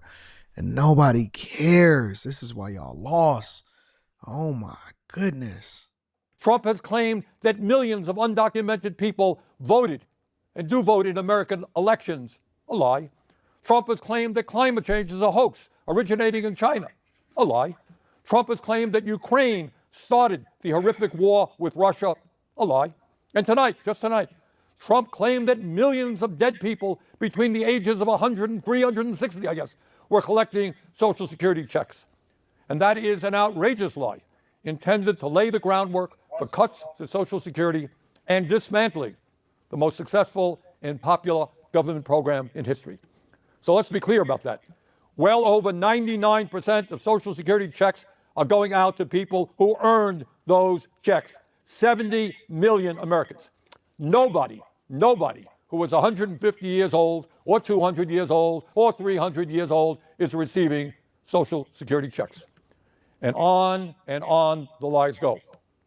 Now, the purpose of all of this lying is not just to push his hateful right-wing ideology. It is not just to try to divide us up. It is more than that. It is a masterful effort, and you saw that tonight, to deflect attention away from the most important issues facing the people of our country. issues that Trump and his billionaire friends do not want to address because it is not in their financial interests to do so. Trump gave his State of the Union speech tonight. But if you listen closely, that speech had very little to say about the State of the Union, about what is really going on in our country, especially for working families. Trump spoke for over 90 minutes, although I must confess it seemed a lot longer than that, and he almost completely ignored the issues that are keeping working people up at night as they worry about how their families are going to survive in these very tough times. And I will tell you exactly why Trump had very little to say about the real crises facing the working class of this country. Think back 6 weeks ago when Trump was inaugurated for his second term as president, just 6 weeks ago. Standing right behind him were the three wealthiest men in this country, Mr. Musk, Mr. Bezos, and Mr. Zuckerberg. And standing behind them were 13 other billionaires who Trump had nominated to head major government agencies. Many of these same billionaires, including Musk, were in the Capitol tonight listening to that speech. In other words, it is there for all to see. The Trump administration is not hiding it. The Trump administration is a government of the billionaire class. Have y'all noticed, and I want to keep hitting on this point, that they no longer talk about millionaires. They don't say that Trump is for millionaires and billionaires. They say that Trump is only for the billionaire class. Now, I remember during Trump's first administration, when he first started running back in 2014-15, and then ultimately becoming president of the United States of America in 16, that they were even disputing whether or not Trump was a billionaire in the first place. They said that Trump was lying about his wealth. He didn't have the money and the resources. He wasn't as rich as he said that he was. And he paid no taxes. Now they're flipping it and saying, listen, Trump is too rich. He got too many billionaire friends. And they're taking over the government in order to enrich themselves even more. Notice how they don't talk about millionaires no more. You know why? Because all of them are millionaires. They are rich while their constituents, and remember, they make the same salary as a lot of us. They make $170,000 a year, you know what I'm saying? Combined income, household monthly income, and all of this stuff. They get all of their donations from the billionaire class. Bernie Sanders was properly exposed by RFK Jr. as one of the single biggest recipients of pharmaceutical donations in order to keep him in office. And they will sit there and try to bloviate, like Stephen A. Smith says, and try to act like, oh, wow, it's only about the billionaires. That's because they're now millionaires. And they're on their way to be billionaires. And so then once they become billionaires, then they're going to start talking about the trillionaires. By the billionaire class and for the billionaire class. Notwithstanding some of their rhetoric, this is a government that could care less about ordinary Americans and the working families of our country. My friends, we are no longer moving toward oligarchy. We are living in an oligarchic society. Now let's take a moment and try to escape from Trump's parallel universe, the universe that you heard tonight. And let's do something really, really radical. Let's actually take a hard look at the problems that Americans are facing. Today, 60% of Americans are living paycheck to paycheck.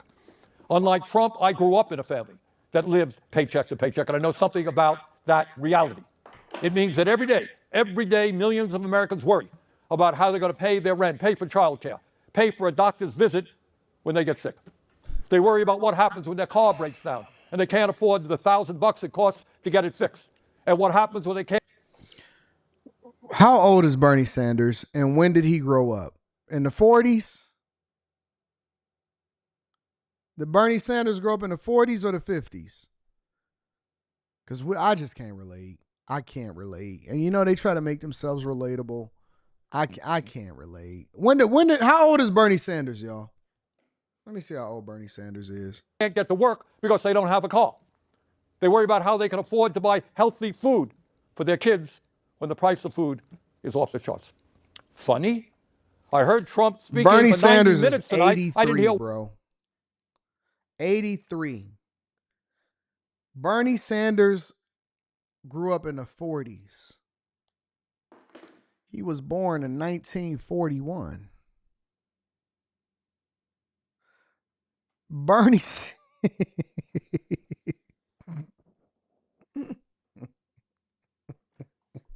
Why are they trying to make themselves so relatable? And I know something about growing up poor. Bernie Sanders was born in 1941, family.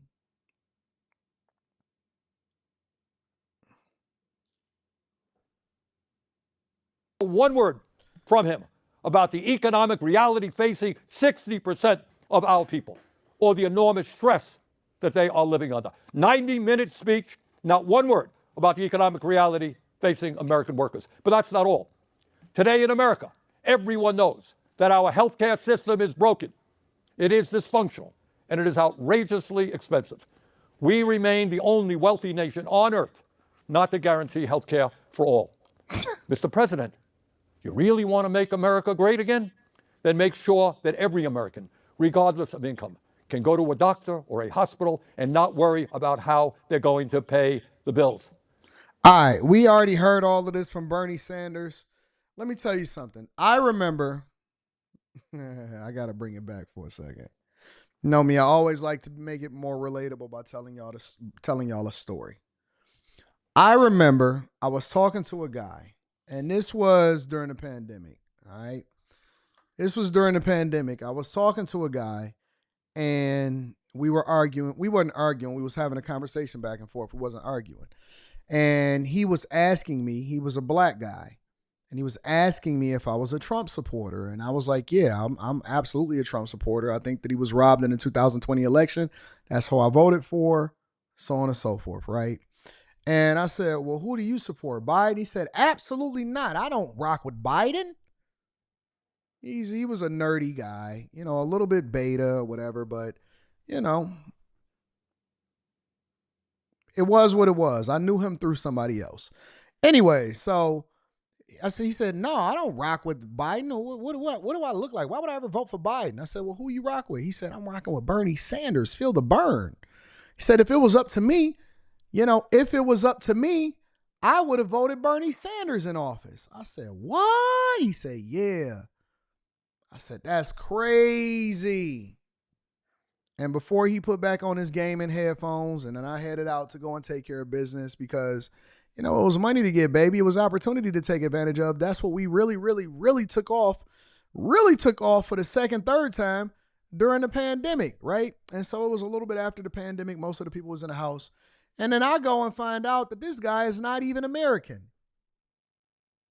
Not even American. Wasn't even born here. I didn't even know that. He's an immigrant. He wasn't even from here. Wasn't even from here. Most of the people that you talk to, I need us to start substantiating where we come from, what we stand for, and if you're an American citizen or if you can even vote. Most of the people that have the most to say and is the biggest supporters of these people do not even have legal status to be able to vote in our elections. And I didn't even find that out until a little bit later. You know what I'm saying? But yes, absolutely, positively, wasn't even from here. Couldn't even vote. And was arguing me down about whether or not I should support Trump. I said, and in hindsight, when I think about it today, and I think to myself, well, of course he didn't want me to vote for Trump because, first of all, I was determining his future. That's number one. But number two, because he's not even pro-America. He's pro-take advantage of America. They're not even pro-America. They're pro-take advantage of America. Yes, he had on his gaming headphones. He took off his gaming headphones to have a conversation with me. Yes, he did, April. Yes, he did. Bernie Sanders, who at the time we thought was one of the most radical liberals and on the Democratic side, is crazy. And there's nothing wrong with coming over into this country legally, which I don't know if he came into the country legally or illegally. I don't know his history like that. It's nothing wrong with it. But when y'all come over here and y'all decide to take advantage of the American dollar and you buy into the American dream, I need you to be America first. You know how we have a lot of people that go overseas, and I start to see these videos where people are like, oh my God, it's so much cheaper to live over here in Thailand.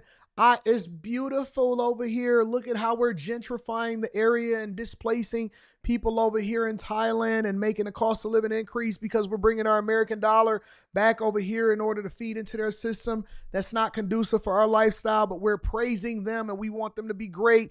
And we love Thailand. Oh my God, the people in Thailand are so awesome and beautiful and great. And it doesn't matter how much we're actually bringing our culture over here that they don't want, that we're bringing our dollar. And even though we live in neighborhoods, that's then making the cost of living go up and displacing the people that's supposed to be here. And now it's only Americans around me. And it's starting to become just like America, except for we're praising their country. That's the same thing I want y'all to do over here in America. It's the same thing I want y'all to do over here in America. When you come over here, stop talking about how great your country is, because if it was that great, you would still be there. You are over here in America. Learn our ways, understand our language, stop doing what you think makes the most sense, and stop feeling like you're entitled, you blessed, you privileged to be here. You privileged to be here. Shouldn't even be talking to me about what we should be doing in our election. Do you see us talking about what we can do in other people's elections when we go to their country? We don't. This is the only place that we get away with that in. Think about that for a second. It's the only place that we can get away with that in. We go to other countries and we abide by their rules and we respect their leadership, we respect their ways, or they're going to get us up out of there ASAP. They come over here and then have so much to say about what we should do in our elections. I'm like, what? You a guest. You blessed to be here. You blessed to be able to have the opportunity to earn here. We let y'all buy houses here and live here. We don't go there over nobody else's country and start talking about what they... All right, so anyways, make sure y'all hit a like for the algorithm, subscribe to the channel, and turn on your notifications. Let me read some of these super chats. I might have missed some super chats, but I'm going to read these super chats that I have up here. And I appreciate everybody that contributed to the platform. GR's Infantry says, this democracy talk is killing me. We have a republic governed by the Constitution. Shout out to my dog, Mr. Lot. Says, salute to the Chasers. Thanks for the game as always. Thank you, Mr. Lot, for always supporting the platform. We appreciate you. Again, make sure you hit a like for the algorithm, subscribe to the channel, and turn on your notifications. Let's move over into the next portion of the show. I want to give y'all an update on tariffs, all right? So, obviously, we know that Trump is implementing tariffs. He's implemented 25% tariffs against Mexico, Canada. We got tariffs against China. We're going to tariff the whole world, but there's more to it. Make sure, again, that y'all hit a like, and then let's get into it. Let's rock. Now, this is what's happening over in India, all right? But this is something Trump is talking about and using as an example to illustrate a point that we're making about how we don't necessarily care for the American economy and how we're so bad with how we view other countries. But this was a part of his speech. We're going to talk about different parts of the speech. This was a part of his speech last night. India charges us auto tariffs higher than 100%. Now, one of the things that I like to do before we get into this, is I like to go to other networks. So when I'm viewing what's happening over in Canada, I like to go and see what they're talking about on Canadian news networks. When I'm viewing what's going on in India, I like to also view what's happening on Indian news networks. Other places also aired this speech into their countries, and they emphasize exactly some of the things that Trump says. Check it out. Opening up all over the place. Deals are being made. Never seen. That's a combination of the election win and tariffs. It's a beautiful word. What up, the Big Sexy Show? That, along with our other policies, will allow our auto industry to absolutely boom. It's going to boom. Spoke to the majors today, all three. the top people, and they're so excited. In fact, already numerous car companies have announced that they will be building massive automobile plants in America, with Honda just announcing a new plant in Indiana, one of the largest anywhere in the world. Now, the thing about it is that Honda's building a new plant because they're incentivized to do so, which means that we're bringing jobs back to America. It takes time, but they all coming back to the United States of America because it's not conducive for their countries to build outside of America anymore, including Mexico, including in other places. Come to America, especially since we're the ones that buy your cars. Now, somebody will say, well, Honda already has a place in Indiana. Yes, and they built multiple cars in Indiana, but they was not looking to build a new manufacturing facility, and they was not going to be building that car any longer in Indiana. And this is why this is such a big thing, because not only are we preserving jobs, we're adding jobs, manufacturing jobs. We're going back to building things here in the United States of America. But check it out. Let's continue. If you don't make your product in America, however, under the Trump administration, you will pay a tariff, and in some cases, a rather large one. Other countries have used tariffs against us for decades, and now it's our turn to start using them against those other countries. On average, the European Union, China, Brazil, India, Mexico, and Canada, have you heard of them? And countless other nations charge us tremendously higher tariffs than we charge them. Yep. It's very unfair. Yep. India charges us auto tariffs higher than 100%. China's average tariff on our products is twice what we charge them. And South Korea's average tariff is 4 times higher. Think of that, 4 times higher. If y'all don't really start to look at what was already happening prior to Trump instituting these tariffs in the first place, again, I'm telling y'all, I go to these places, I research them, I go and visit them myself, and if you look on the streets, first of all, their cars are not more advanced, they're not cleaner, they're not better, they're being promoted as that way, but it's not. These cities is not in 2050, it's not. Their infrastructure is crumbling in a lot of places, and the vehicles that they're driving, they're small, they're old, they're pollutant, and they're not best for their economy. But guess what? The people rock with those cars because their governments are incentivizing people to buy them, and they're working on the behalf of their own companies and their own countries. We are the only place that people can come over here and do what they want to do when they want to do it. They tariff so much because if you want an American car, you're going to pay out of your eyeballs for it. You know how we love foreigns? We're willing to overpay for foreigns because we love foreign vehicles, and we don't have an American vehicle, and we covet foreign women and foreign vehicles. That's because we've been trained to do so. Yo, back in the 80s and the 90s, it used to be a thing to be American. It wasn't about no foreign. It was about American. It was literally about getting American muscle. Yo, I want an American chick. And here's the funniest part about it. You want to know the truth? All right, I'm going to tell you the truth. I'm going to tell you the truth. Uncut Underground. Tell me if I'm lying about this, because I know that you usually had a different disposition than I am. Tell me if this is true, Uncut Underground, because I know that you're a man of a certain age, and so you are aware of our cultural norms, at least back in the 90s and stuff like this. When we used to see guys go and talk to foreign women, or when we used to see guys walk around with a woman that was from a different country, we thought that she was a mail order bride or that he paid for it. And it used to be a white man thing. We used to look at white men that couldn't get women, and we would say, oh, she a mail order bride. Or he went and got her from another country because he couldn't get a girl here. That is the honest to God truth.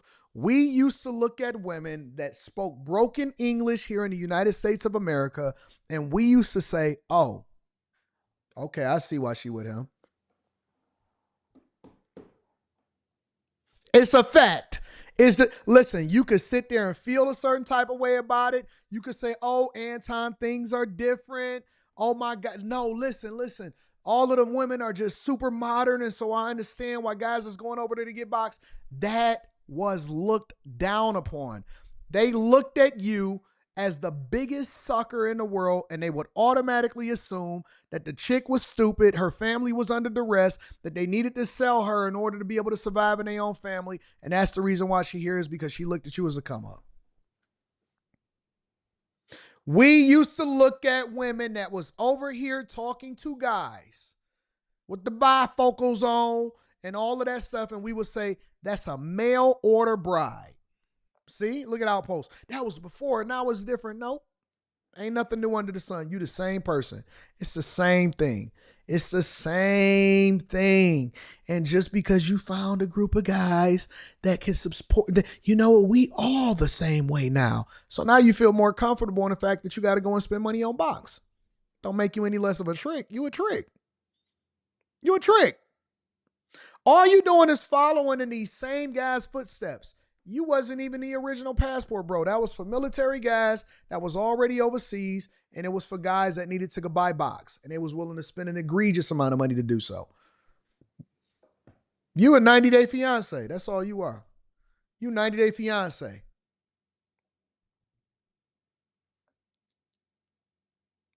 We didn't look at foreign as good until recently when y'all start pedestalizing everybody else over us. And instead of us fixing our own families, we left our families and then we went and made other ones in other places.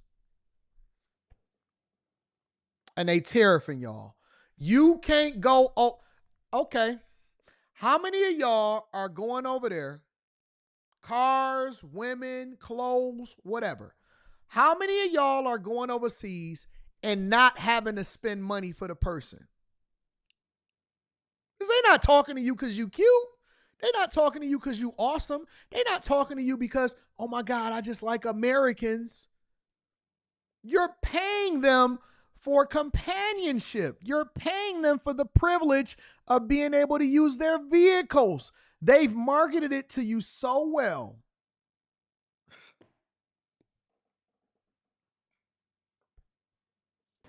And we give so much help militarily and in so many other ways to South Korea, but that's what happens. This is happening by friend and foe. This system is not fair to the United States and never was. And so on April 2nd, I wanted to make it April 1st, but I didn't. Somebody said, how much money you spent on your wife last week? About $15,000. About $15,000. We was in Miami. We was having a fall. We was having a good time.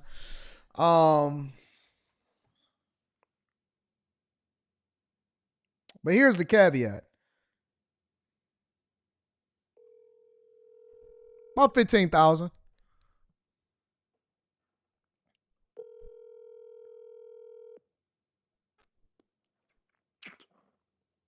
Hello. Hey, what's up? I'm on a live stream. You chilling? Mm-hmm. Got some time? Yeah. Can you do me a favor? Yeah. What did you go last night to do what for me? You talking about the meeting? Mm-hmm. For the property? Yeah. What did you have to go do? And who did you take with you to go do it? The architect. And what? We had to get approval on the house we want to build. And so you doing what for me? What are you doing again? What am I doing for you? Yeah. What did you do last night for me? What did you go and do? I went to a meeting for the house to get approval on building the house. And who's in charge of building the houses for me? Me. What do you do for me, baby? Build houses. You build houses for your daddy? Mm-hmm. You like building houses for me? Mm-hmm. I love that for you.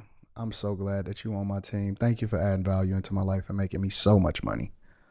Aw, thank you for everything that you do for me too. Oh, you so sweet. Okay, I'm gonna talk to you later, babe. Okay. Bye. Bye.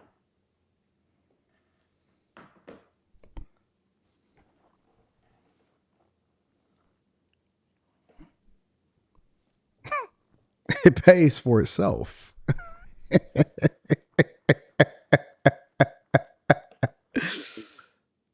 It pays for it. So listen, she was at the meeting with the architect to make sure that she get approval for the new property that she's in charge of, making sure that she builds for the company that I own.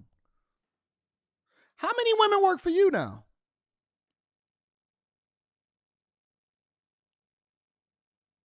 How many women work for you and how many women make you money is what I'm asking. Don't ask me what I spent on her. Ask me what she made me. Now, if you ask me what she made me, it's going to be a different conversation. If you ask me what she made me, then it's a different conversation. We'll get there. We'll get there. Want to be accused of April Fool's Day? That's not, just one day was cost us a lot of money. But we're going to do it in April. I'm a very superstitious person. April 2nd, reciprocal tariffs kick in. And whatever they tariff us, other countries, we will tariff them. That's reciprocal, back and forth. Whatever they tax us, we will tax them. If they do non-monetary tariffs to keep us out of their market, then we will do non-monetary barriers to keep them out of our market. There's a lot of that, too. They don't even allow us in their market. We will take in trillions and trillions of dollars and create jobs like we have never seen before. I did it with China and I did it with others, and the Biden administration couldn't do anything about it because there was so much money they couldn't do anything about it. We have been ripped off for decades by nearly every country on earth, and we will not let that happen any longer.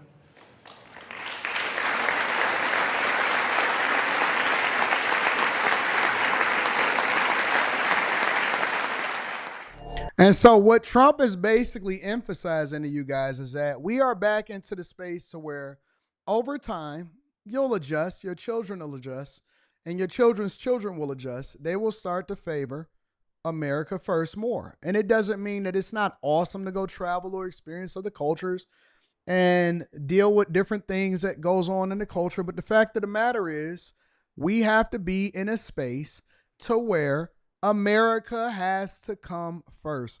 Before I ever even have a conversation with you about what I can do for you, I got to get the beam out of my own eye first. I have to fix my own country, my own house, my own lawn, my own garage. I got to put a roof on my crib. I got to make sure that my kids is taken care of.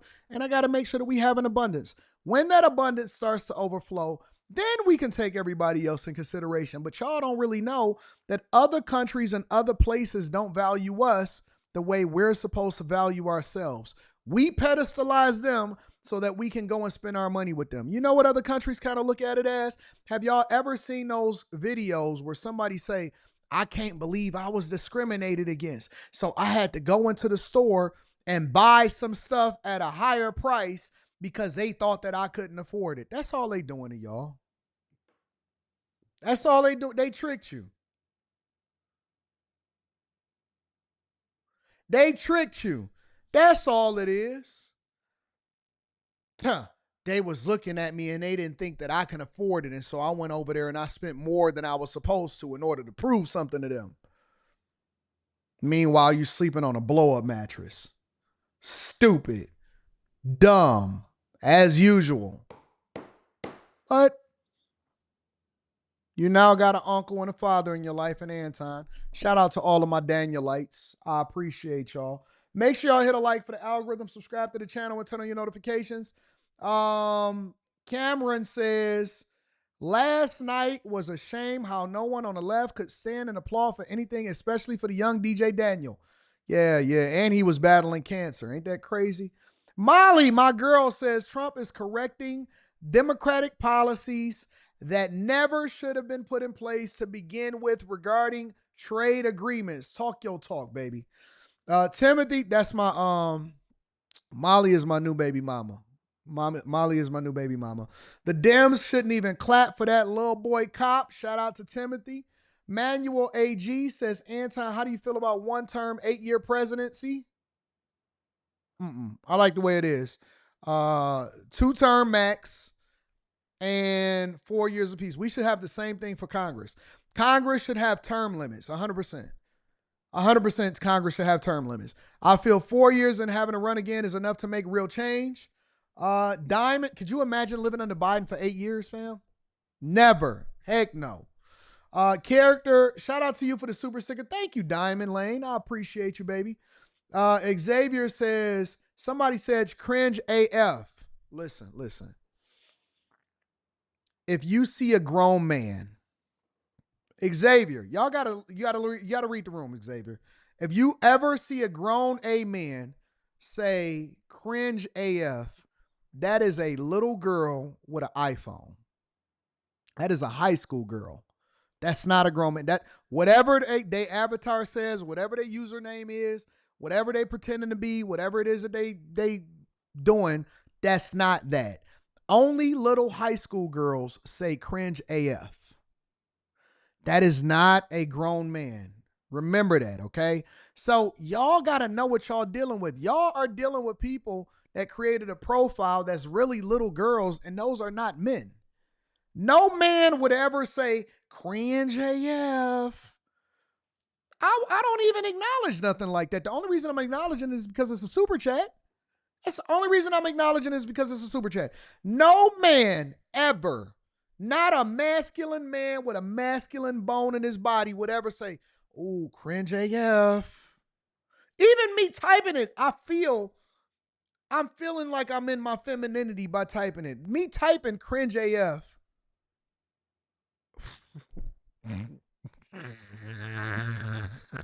Cringe AF. Why are y'all arguing with high school girls that's typing on the app? If you ever see it, ladies, if you ever see a guy that responds to you and say, cringe AF, you talking to a girlfriend, you're not talking to a man. All right? So y'all gotta give them grace. Give them grace. They gonna graduate next year. Talk that talk, big dog. Shout out to you.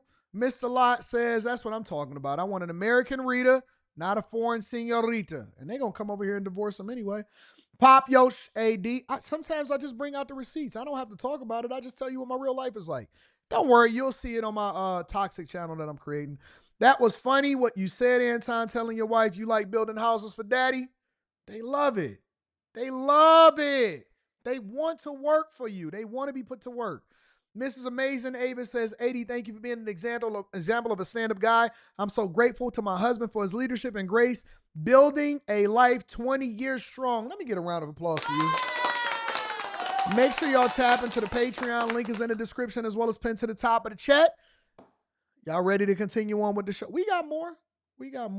And shout out to my soy boys.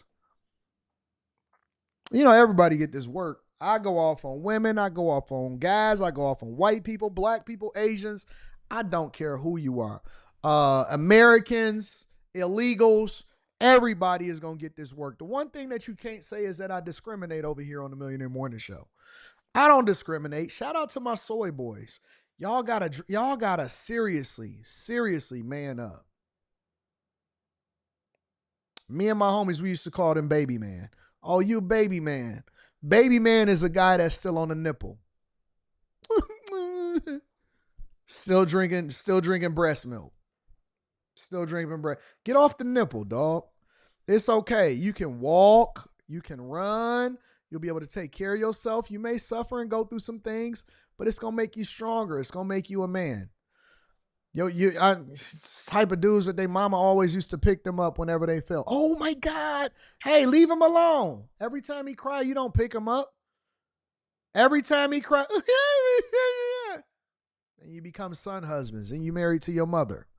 Then you start looking and acting like your mother and you dressing like your mother. Next thing you know, you Tyler Perry dressing down. Come on, man. Put your balls up, bro. Anyways. And see, you shouldn't even be Anton talking about us men. You shouldn't be offended if it don't apply to you. If somebody say, yeah, man, all of these broke dudes talking all of this nonsense, I wouldn't be offended because I'm not broke. So if it bothers you, then I know that I'm touching a nerve and that you actually need to man up and be the head of your household. You know what I'm saying? Anyways, let's summarize this thing with the war in Ukraine. Make sure y'all hit a like for the algorithm, subscribe to the channel, and turn on your notifications. Let's rock. I'm also working tirelessly to end the savage conflict in Ukraine. Millions of Ukrainians and Russians have been needlessly killed or wounded in this horrific and brutal conflict with no end in sight. The United States has sent hundreds of billions of dollars to support Ukraine's defense with no security, with no anything.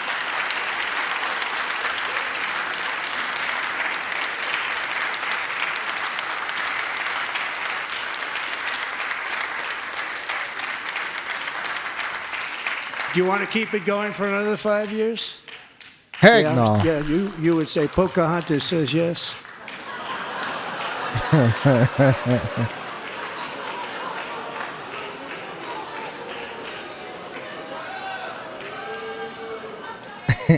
$2,000 people are being killed every single week.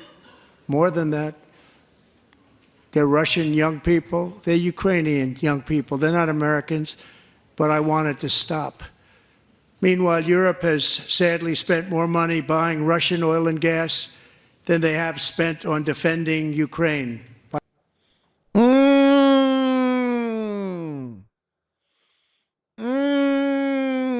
Funny how the cycle, how the cycles. See, once we start getting the real information, the worst thing that Zelensky could have did was protract this and not take the peace agreement, not get the ceasefire, not sign a mineral rights deal, because now people are starting to research. Whereas you just took the news at surface level when you said, oh man, Zelensky, he just, you know what I'm saying? I don't like the way Trump said nothing. They ganged up on him inside of the White House. Pound, pound, pound. Instead of y'all just taking the news that it's, you know, now people are starting to research. Now I get to see the videos. I showed one of them on last night on After Hours of men, Ukrainian men that never signed up for war. When they catch you, they got soldiers that ride around in Astrovans. Y'all know what an Astrovan is? We used to look at Astrovans. Those used to be the vans that the older guys used to buy in order to put sounds in it, and then they be chilling. Econolines and Astrovans. They riding around in Econolines and Astrovans, and they're hunting for men. And they're not hunting for men to kill him. They're hunting for men to put them in the war that they don't want to be a part of. So a guy was walking down the street, and he was walking his little puppy, pew, pew, pew. And then the puppy ran because he seen that Econoline and that Astrovan pull up. And you know what they did? That guy did? He dropped the leash and he started running. And they caught him. They caught him. He fell just like a white woman in a horror movie because he was crying. And as a man, you can't run and cry because you will fall. That is the honest to God truth. As a man, you cannot run and cry. When you run and you sniffle, and he was screaming. And Molly said, well, Slimmy, what is he supposed to do? He's supposed to scream because he's getting kidnapped. He's about to be sent to war.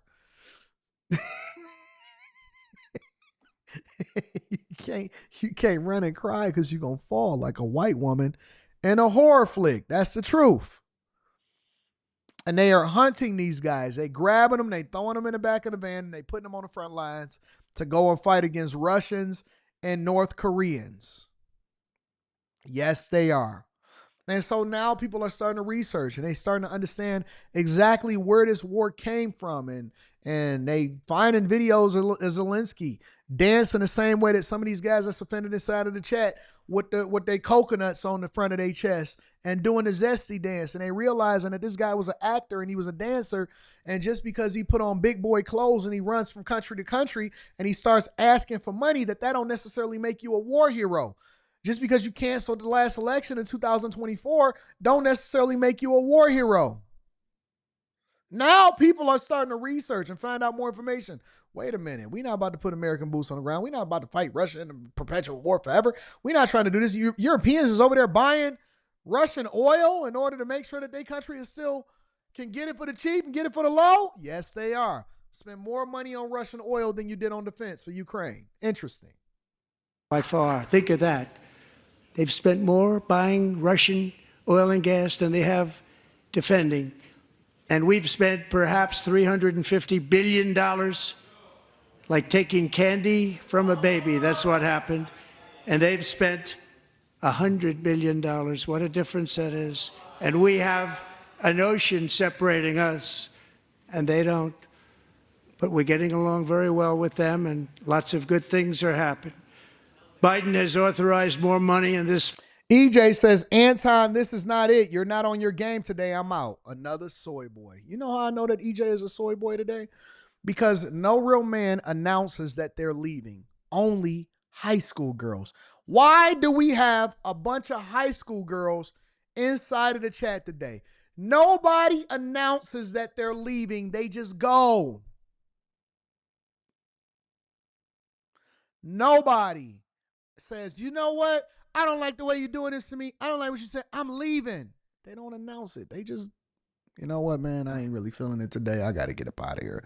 Nobody. Why do we have high school girls in my chat today?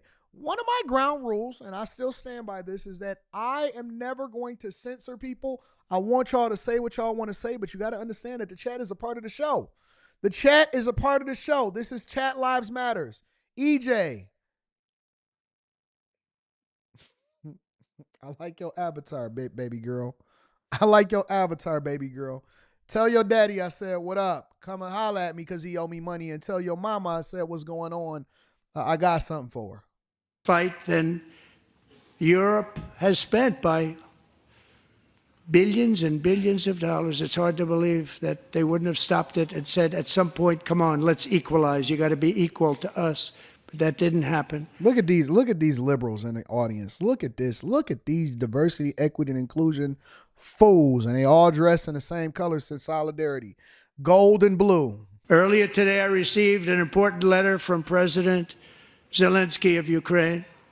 The letter reads, Ukraine is ready to come to the negotiating table as soon as possible to bring lasting peace closer. I say EJ is looking for my permission to leave. Okay, EJ, you have my permission. You have been granted a reprieve. You have been granted a reprieve in order to leave, but I'm tariffing you the next time you come up in here. 25% tariffs. Nobody wants peace more than the Ukrainians, he said. My team and I stand ready to work under President Trump's strong leadership to get a peace that lasts. We do really value how much America has done to help Ukraine maintain its sovereignty and independence. Regarding the agreement on minerals and security, Ukraine is ready to sign it at any time that is convenient for you. I appreciate that he sent this letter, just got it a little while ago. Simultaneously, we've had serious discussions with Russia and have received strong signals that they are ready for peace. Wouldn't that be beautiful? Wouldn't that be beautiful?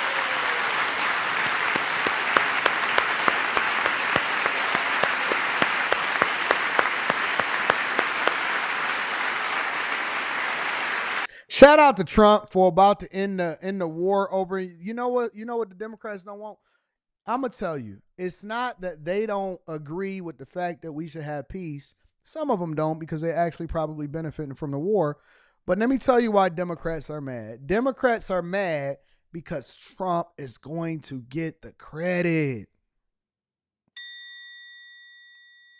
Democrats are mad because Trump is going to get the credit for brokering the peace deal, for brokering the ceasefire. That is the last thing that they want, is when they start to run for 2028 President of the United States of America. And J.D. Vance is sitting next to Trump. And Trump is giving J.D. Vance the endorsement for them to say that they were in the room and they brought the two sides together. And this is the reason why we have peace. And we're not sending any money over to Ukraine. That's the last thing that they want. They would rather more people lose their lives. They would rather more people fight. They would rather more people find themselves under duress than for Trump to take the credit for ending the war, because it would be more promises made and more promises kept. And you know Trump. See, we can't wait to celebrate ourselves.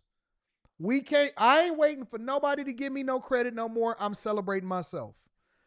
Ain't waiting for nobody else to give me credit. I want to make sure that I take my own credit. I'm my own greatness. I'm my own awesome. Somebody says, Trump does not care about you. And your daddy don't care about you, but you made it, didn't you? He still made sure that you had a way to continue to get yourself together, didn't he? Huh? He still did what was in the best interest of you and your mama in order to pay for that house that was over your head and sent the child support money, didn't he? Did you thank your daddy today for having you? TNG, did you thank your father today for being a sperm donor to your ratchet mama? Your daddy don't care about you, but he still paid that child support, didn't he? I don't need nobody to care about me. I just need him to do what's in the best interest of America. I could take care of myself. I got it from here, champ. I got it from here, champ. I don't need nobody trying to help me. And listen, you don't have to care about me. All you got to do is do good business. All you got to do is do the thing that they elected for. See, the last person that told your mama that he cared about her, he left her with a wet butt. The last person that told your mother that he cared about her, he left her on the side of the road with a wet butt. I don't want your love. You know what my father told me? This is why y'all need strong fathers inside of your house. This is the Soy Boy live stream. I'm going to change the name to the cover photo to the Soy Boy live stream. My father told me, and this is why you need strong fathers in your household.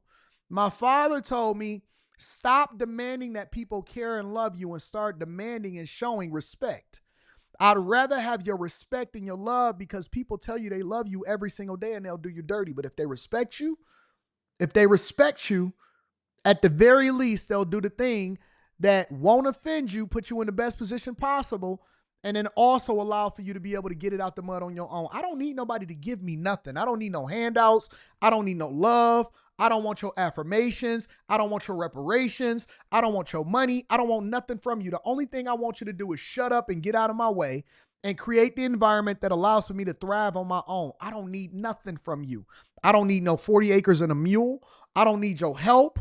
I don't need your love. I don't need you to post nothing. You know what people that ask for that do? You know what they look like? Those are the same people that go on Facebook and say, my family ain't support my business. Why don't y'all repost it? Post that I'm dropping an album. I don't need nothing. I can get it on my own with my own too.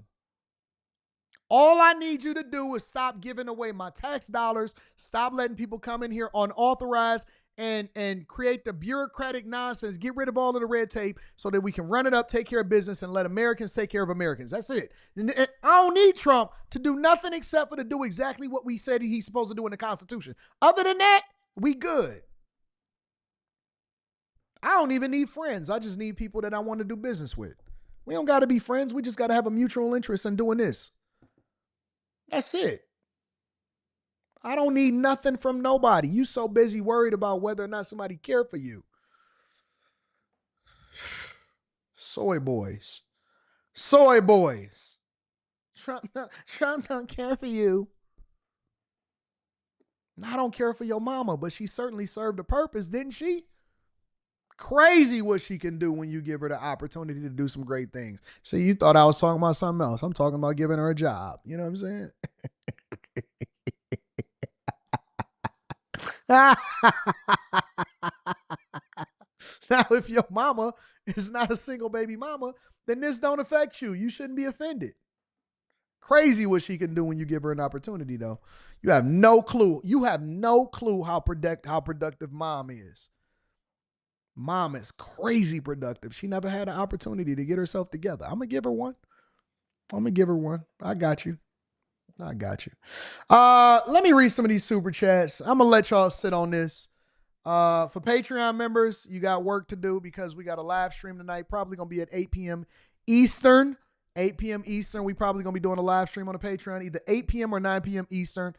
And then adjust for whatever your time zone is. All right. Let me read some of these super chats. I'm going to get y'all up out of here.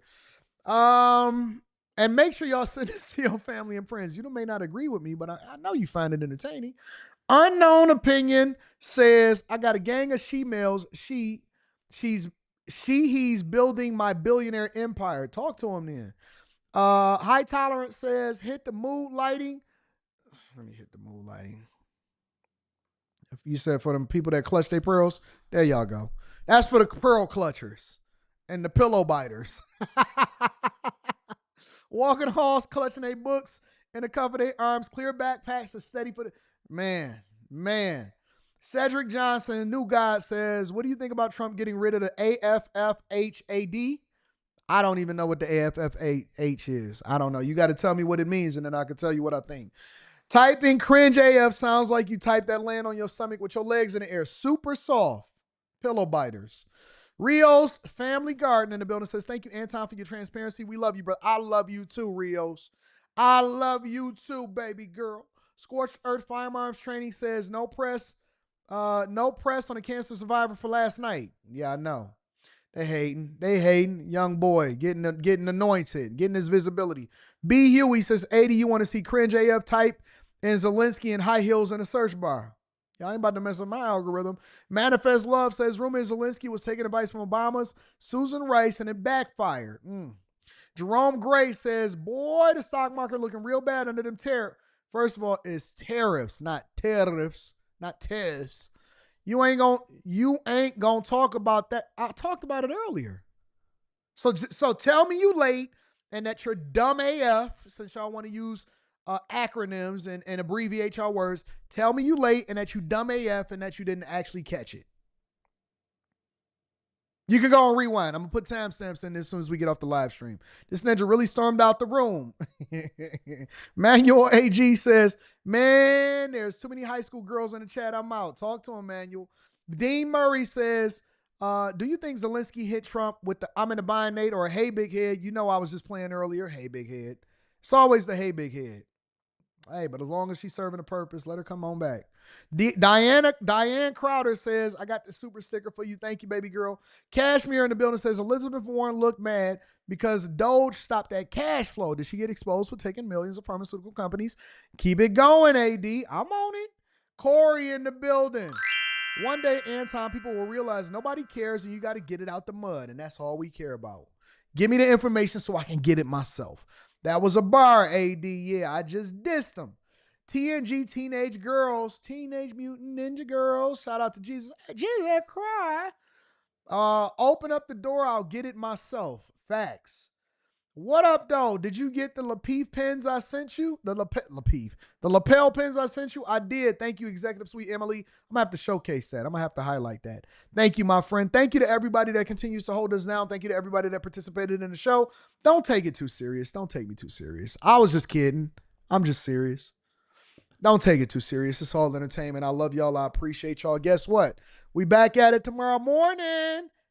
You ain't got to be offended. All you got to do is go and get that money. Take the information, right? Take the information. Chew the meat. Spit out the bones. Don't be a pillow biter. And don't be a Democrat and a raging liberal, all right? I love you. I appreciate y'all. AFF is affirmatively furthering fair housing. Let me do some research, Sid, and then we'll talk about it, all right? I love y'all. I appreciate y'all. I'm out. Peace.